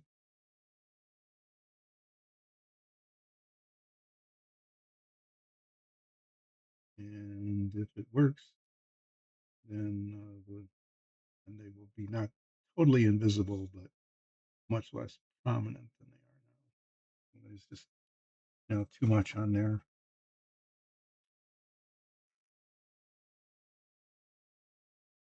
Do these kinds of things, making more work later. So this part on Wednesday, I'll be sanding it, the whole surface, hopefully making those spots go away. I'm going to, what have I got going here? I'm going to do just a couple more parts. Where was the sprue attached here? Oh, on the sides. Okay.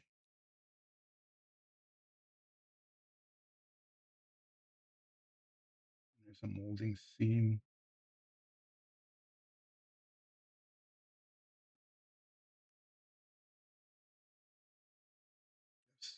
That makes it look like it's actually part of the tank, I guess.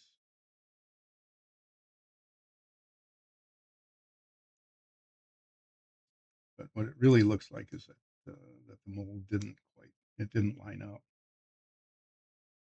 It just didn't.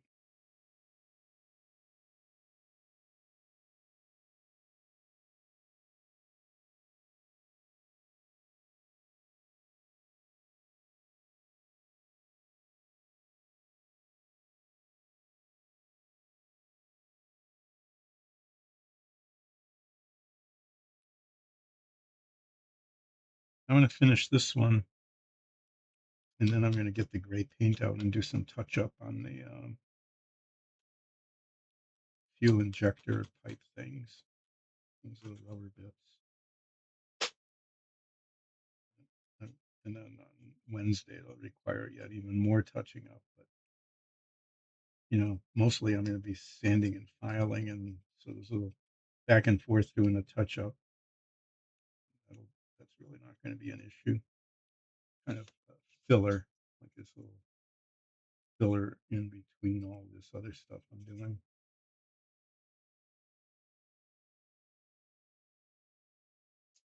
So once again, I am spending a lot of time on parts that the designers and manufacturers made to provide detail that gets buried under other parts of the model. So it's like, why? Why did they even do this? I do not know. But because it's there, I'm doing my best to make it look good. And so doing my best to try to hold on to it. With this is where the molding seam is, right along here.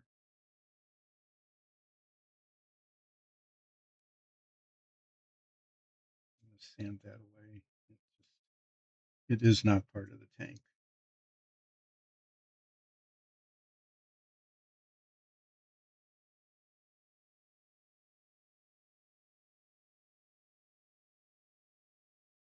It's a flaw.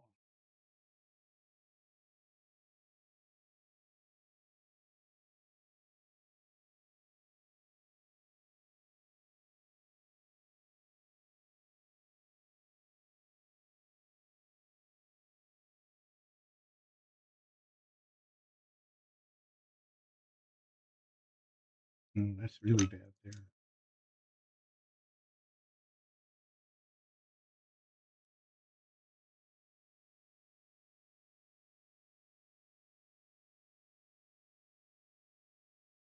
There isn't one here because that's right along the edge.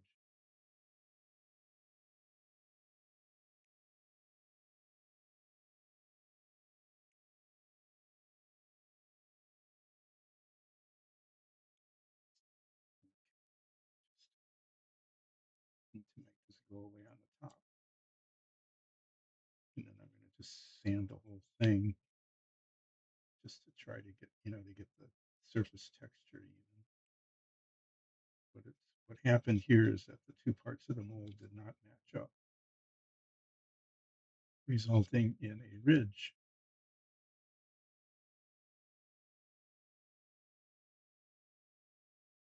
right along the top of the part where it is highly visible.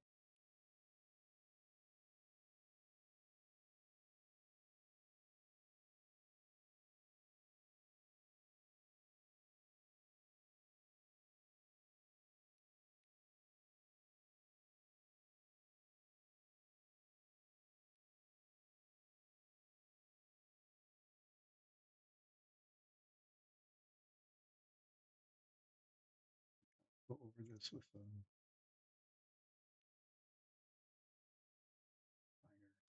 sandpaper.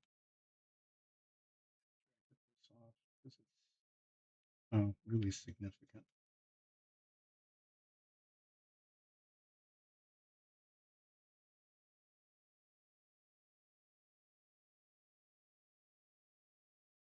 This filler cap here,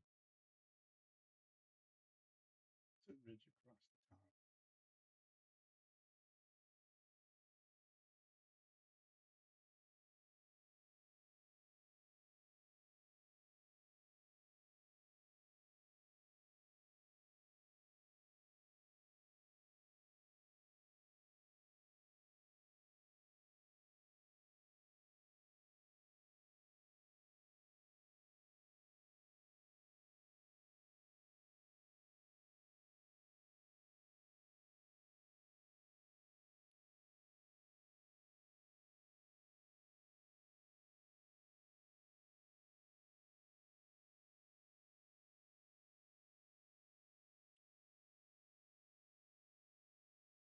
Trying not to sand the filler cap away, but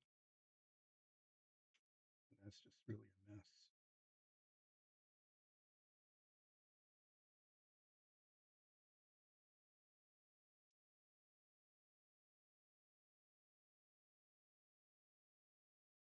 For all the precision that went into the design of this model, to say that sometimes well, that's been true of almost everything I built, is that the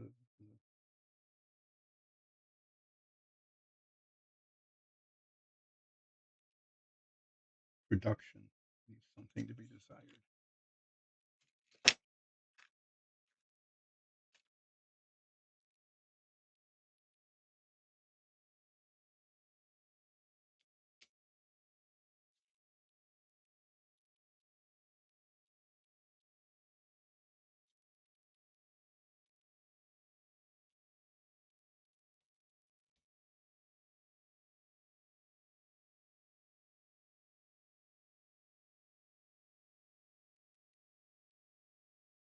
There's nice detail along the front of this. I don't want to get rid of.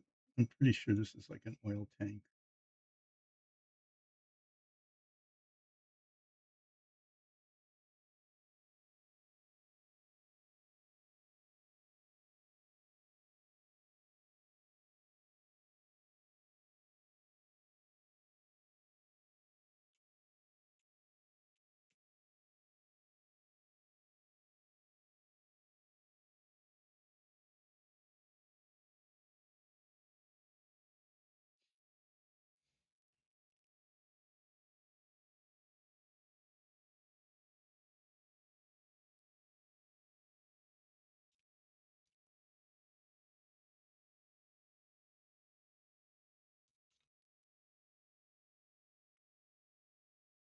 Yeah, once again, spending a lot of time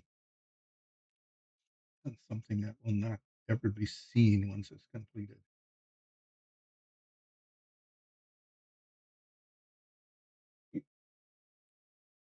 So those of you out there who ever make, if you're just making a model for yourself so that your family and friends can look at it and go, "Oh, that's a pretty good model," you know, you have to make a decision. This is a decision you need to make. Is do you just spend a lot of time doing this, getting rid of a molding seam on a part that will be completely covered up by other parts of the model? Okay. Or do you just get on with it? Or maybe you don't even bother. Maybe you don't even bother with the part. I mean, that's probably fair. It's not even bother with it. Um, but here I am doing this for a reason. I don't know. I mean, as a part goes, it now looks a whole lot better. Okay, I have to say it looks a whole lot better than it did before I spent 10 minutes messing with a part that will disappear inside the model. Um, but it's looking good for no one because no one's actually ever going to see it.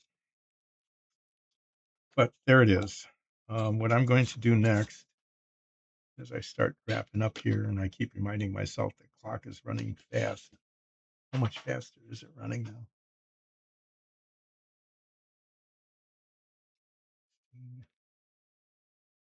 About 5 minutes fast. Is I'm going to do a little bit of gray paint touch up, and I'm going to not clean up my work surface. Here I am not cleaning it up.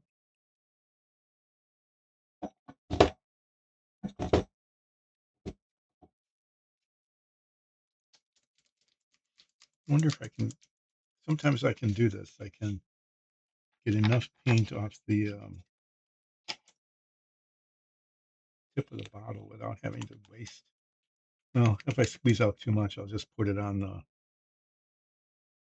test thing that I've got. Yeah, I'm not going to be able to squeeze it out. I'm not going to be able to get it out of there without.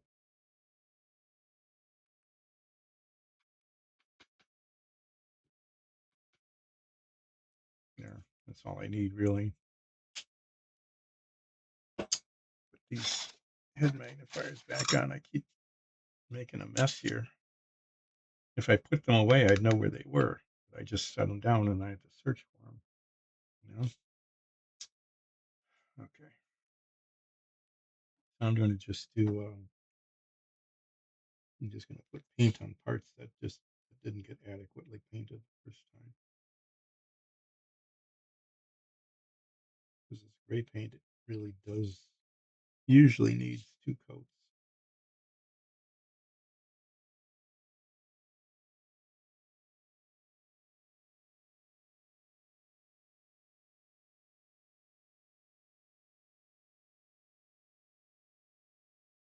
It came out pretty well there.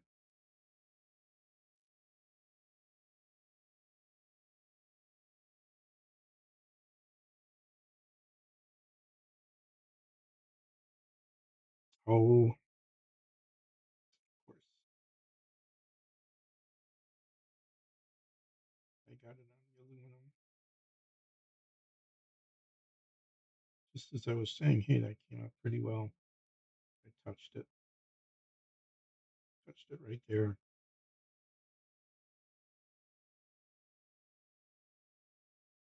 It made a spot that needs aluminum touch up.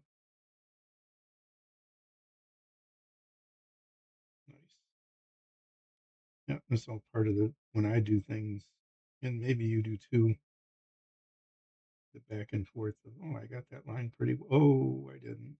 That line isn't good. You congratulate yourself on how you did pretty well, and then just as you're doing that, you bump your brush like I did there. creating a need for yet more touch up in the other direction.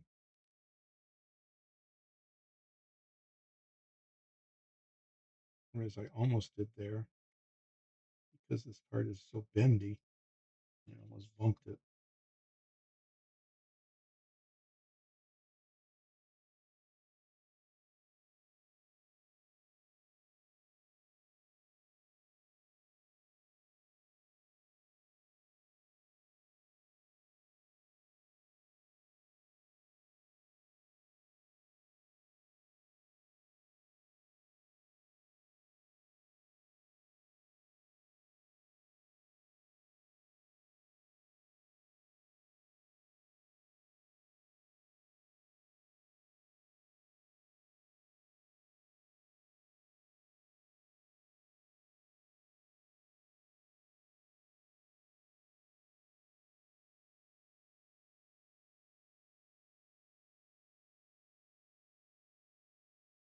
Well, looks like I didn't mess up this one.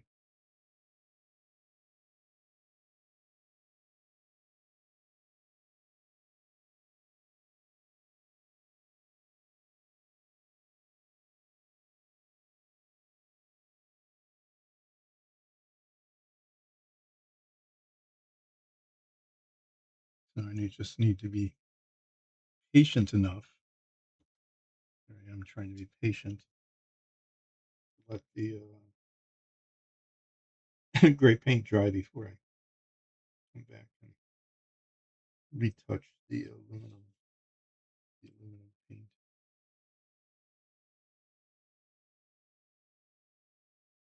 Otherwise, this is okay.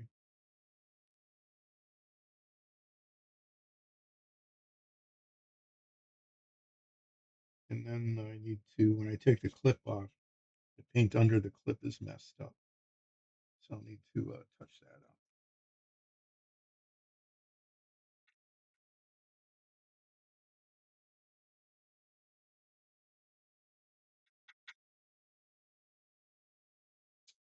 So what I can do is not waste this paint. It's just lift it up on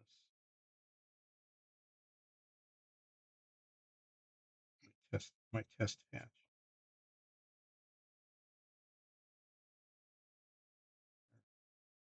No, it's not so much wasted. Um, yeah. So in a little bit, I'm gonna give it like 10 minutes. I'm gonna clean up another part and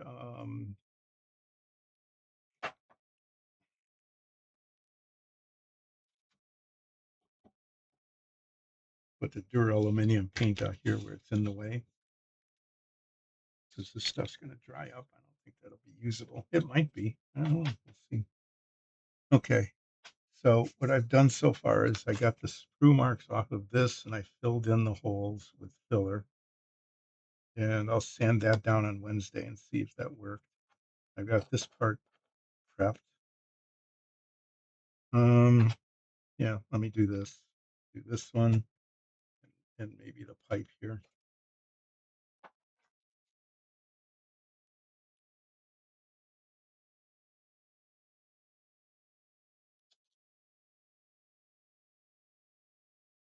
Need to be careful here. I don't want to mess up the ridges, the detail on the ridges there.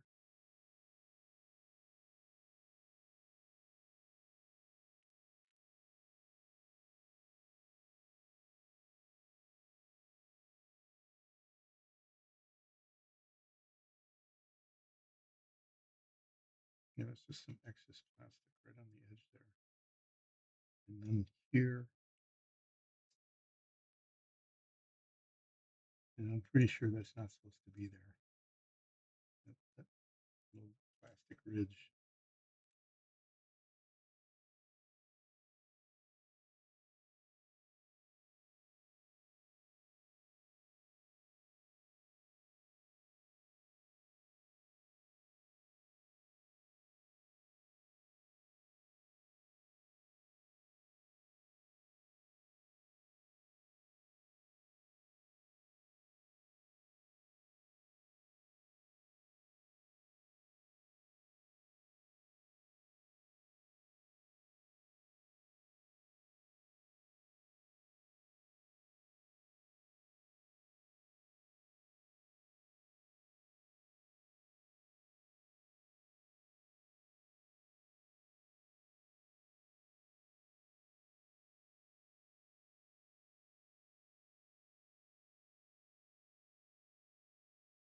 But I've been talking about what I've been doing the whole time, including going, I don't know how these parts fit together. How are these parts supposed to fit together?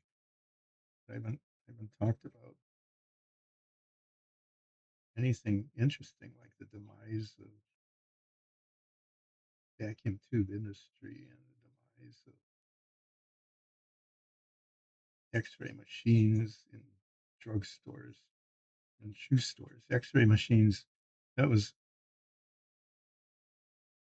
a real thing. Sometimes, there's some TV shows about really dangerous and stupid things dangerous things called Hazardous History.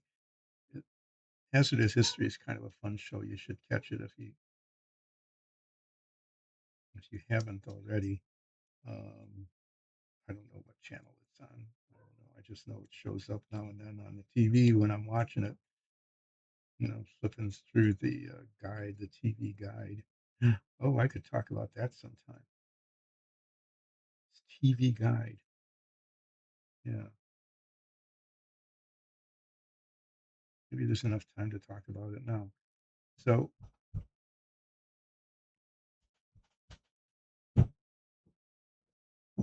yeah, it looks like this it needs to be flat with the sprue. Look at how the sprue comes up over the bottom of the part here. So now, if you want to know what's on the television, you can. If you watch television, I know a lot of people just stream stuff now.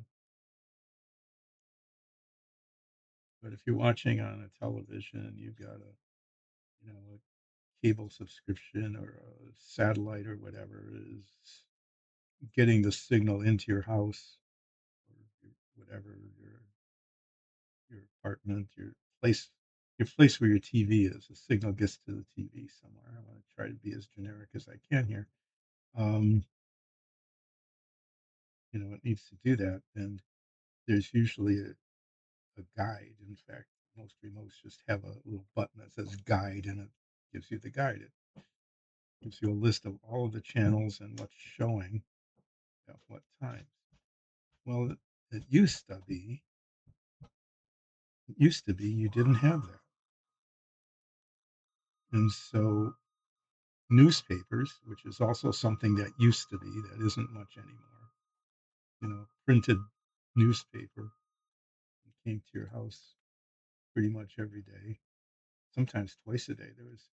Growing up, I had a morning paper and an afternoon paper, and we would get both of them. So you could read the news from the night before in the morning paper and then the news of that day on the evening paper because, you weren't getting instant news all the time from all sorts of streaming channels. But, to know what was going to be on the television, and granted, I think we had three stations at first, and then it expanded to five when we started getting PBS and UHF. Okay. Um, Instead of just VHF. You can look those up. UHF came later, back in, I think, the 60s. It's like, ooh, more channels. Added two channels to the already existing four. So suddenly there were six choices. But, you didn't, unless you, you didn't know what was going to be on at what time on what channel. So the newspapers usually would publish every day, it would publish the schedule for the next day. So you'd have like a half a page because now there are multiple channels, right? You'd have like a half a page of listings, television listings of the shows that were going to be on at what time on what channel. Great big grid. It was like a spreadsheet, okay, but on paper. But there was also a magazine, a weekly magazine called TV Guide. For all I know, it still exists. I don't know.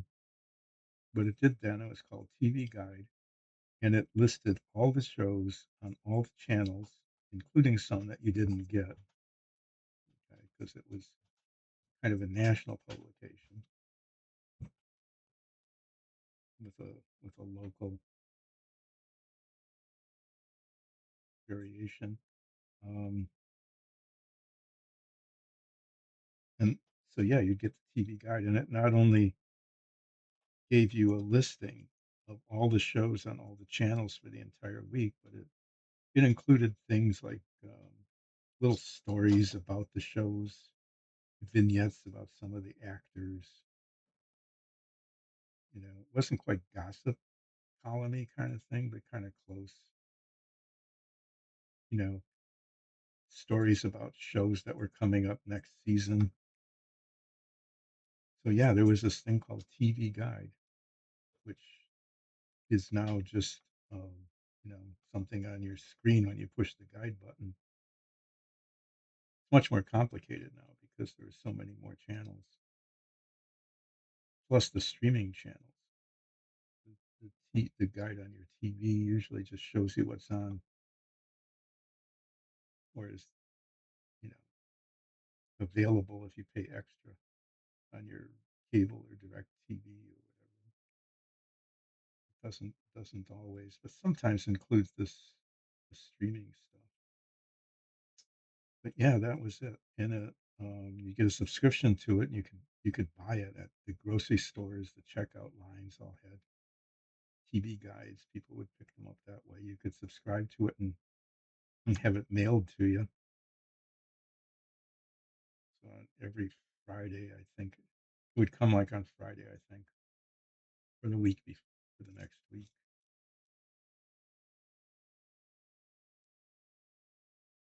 And then you put it on top of the TV or on a table next to it so that it was always there. And then someone would pick it up and read it and set it down somewhere else, and then you wouldn't know where the TV guide was, and you'd have a little yelling event in the family. Where's the TV guide? How can I tell what's on TV tonight? What's the day today? Thursday. Well, that's the day. I don't know. Rawhide is on, or the Rebel, or the Avengers, or the Man from Uncle. That was the era of the kind of spy shows. The Man from Uncle. You had the Avengers. You had Secret Agent.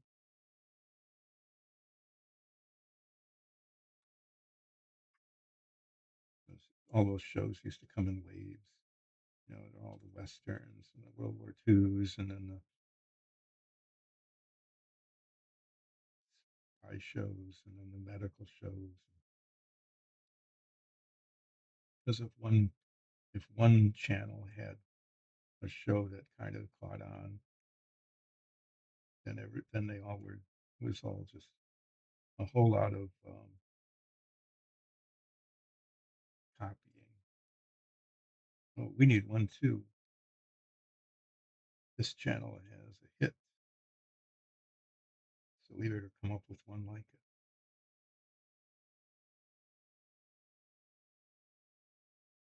The next thing you know, that there'd be an original thing, and then the next thing you know, there'd be five of them,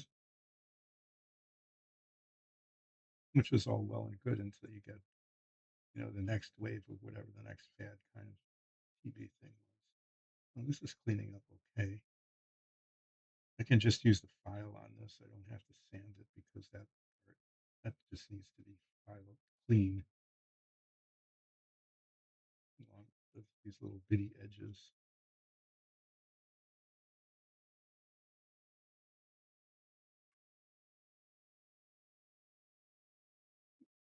Again, I'm spending a lot of time cleaning up molding flaws on a part that will be invisible, except on the display engine that I'm going to build. Has any of this been on camera? Yeah, kind of. Okay. I forgot to look up. So I got to talk about something about the TV Guide magazine. That was one of the most important things. I think everybody I mean, as close to being everybody as one can honestly say. Everybody had a TV guide because otherwise you wouldn't know what was happening. What is? I think that's just trash, isn't it? Yeah.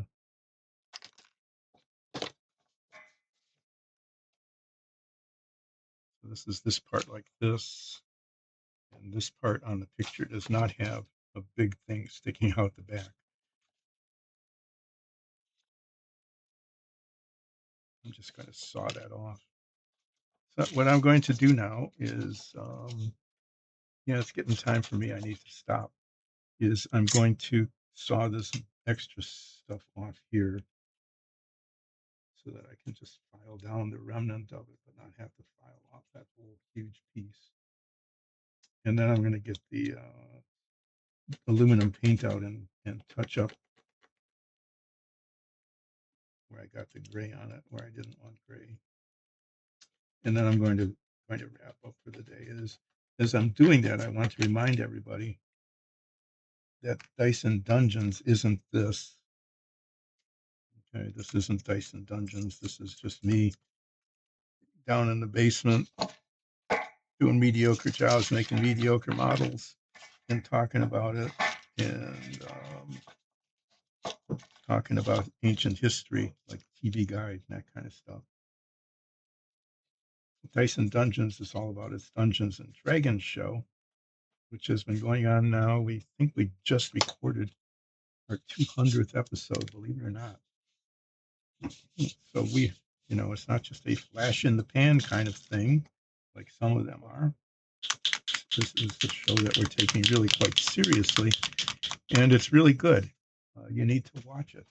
It streams with a live chat on most Sundays at 2 o'clock. We didn't this last Sunday because of the holiday here in the States, and no one would be watching TV and that or doing anything like other than there it is. That's the spot I need to touch.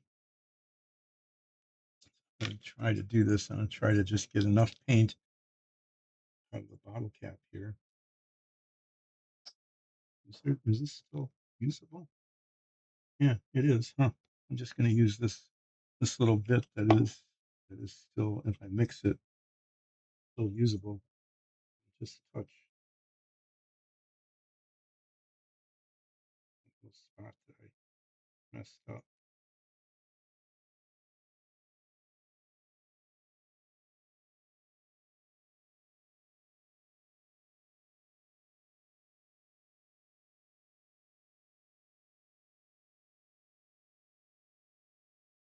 Hmm, it's still bits there that are streaky from the gray. I don't know why it's so streaky. Wonder if I can do that. Put that there. Put the gray paint again.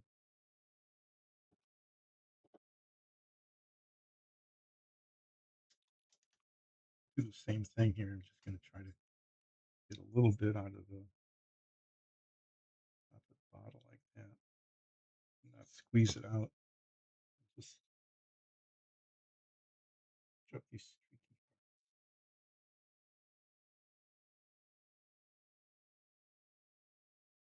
I'm going to have to touch up down where the alligator clip is.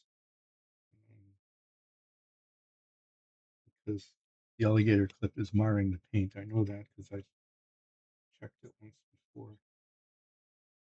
And it does, in fact, mar the paint.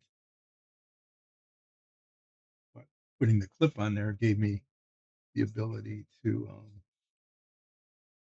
hold this while I was painting it.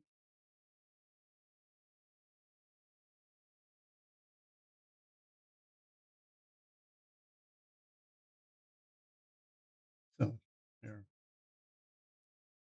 I'll do the same thing on Wednesday when I take it off the clip. And when I take it off the clip, I will be needing to touch that up with gray paint, and I'll do that by holding on to the other end. I'm not going to clip it because that would mess up the paint again. I'm just going to paint that spot. Okay, I'm pretty much done for today. It was interesting. I got the parts out. I got a bunch of parts out. I got like one of them cleaned up and another one partially cleaned up. I figured out how these worked. When they said 27 and 30, 26 and 31, I didn't understand what they meant, and I tried to put them together, and it just didn't make any sense, and the parts didn't look good. They looked terrible. And then I figured out that they really meant adding them together like this. Okay, so now I've got this box of parts here, and what I'll be doing on Wednesday is sanding down the parts where I filled it in. Okay, I'm going to clean these up and cement them together, the two halves like this, so that when the cement dries, I can um, sand down the seams so that the seams don't show. And then eventually they go together like this, and I have to decide, what to do with the bottom, if the seam's going to show in a way that is unseemly or not. And I cleaned that up too. So two, 2.5 parts. This one's cleaned up except for the filler. Um, so I've got to just get the screw and the seam marks off of these and these and these and this and the little bits in here. Okay. So on Wednesday, I'm gonna do a little bit of painting touch up on parts where the clips are on. Okay. And then I'll be doing a lot of sanding. I'll be doing some filing and sanding and a little bit of cementing. I might do these, I might just do these like early on. So I can get them cemented together. And then on Friday, I can clean up the seams. And then if a lot of these are cleaned up, I could actually prime them. I really could do that. I could prime them Wednesday after the streamer on Thursday, and on Friday I could put the gray paint on. So you might see that. You might see that on. Well, that's what's going to happen. Is parts a lot of sanding, mostly sanding on Wednesday, a little bit of painting, a little bit of cementing, but mostly sanding. And then on if that goes well on Friday, I'll be doing a whole lot of gray painting on all these parts. Because they're all painted light gray. Everything. They're all light gray with boring color. And then this test patch will be dry. Okay. And I'm going to try the wash on it. And I want to see how that looks. To see if it helps bring out the detail at all that's otherwise lost because everything is just gray. Yeah. So watch our Dungeons and Dragons show. It's really amazing. It shows up on YouTube, and as a podcast, you can listen to it. And it says there's something being said, or there's music in the background, or there's us making noises because we've just been ambushed, or somebody says something that's a real groaner. Um, yeah, that's entertaining that way too. So please do that. And if you like what you see and hear, you can become a follower or a subscriber, or you could even go to patreon.com/Dyson Dungeons and become a patron and help support the show. Maybe even contribute enough so that I can get another a bottle of paint at some point. That would be really great. But in any case, watch our show. Watch and listen to our Dungeons and Dragons show. It's amazing. Our DM she's a really good voice actor. I mean, really good. Look at that. Really? Look, how, how did I do that? That's aluminum paint. And I just squeezed out a little bit there and touched the top of the bottle. And I even used this so it didn't squeeze out. There's always that. There's always that on this show. It's how did that happen? I don't think I've ever done a stream in the millions of years that I've been doing this where I haven't gotten paint on my fingers somewhere, somehow, and I can't figure out how that happened. The only good thing is if I do that, I don't get it on something else that's painted a different color and messes it up. So, I'm gonna sign off. I have something I need to be doing at 1, and I'm running a little bit late, so thanks again, and we'll see you on Wednesday at more or less 10 when I continue to plug away at one of the engines of 2, um, of the P-38. Take care.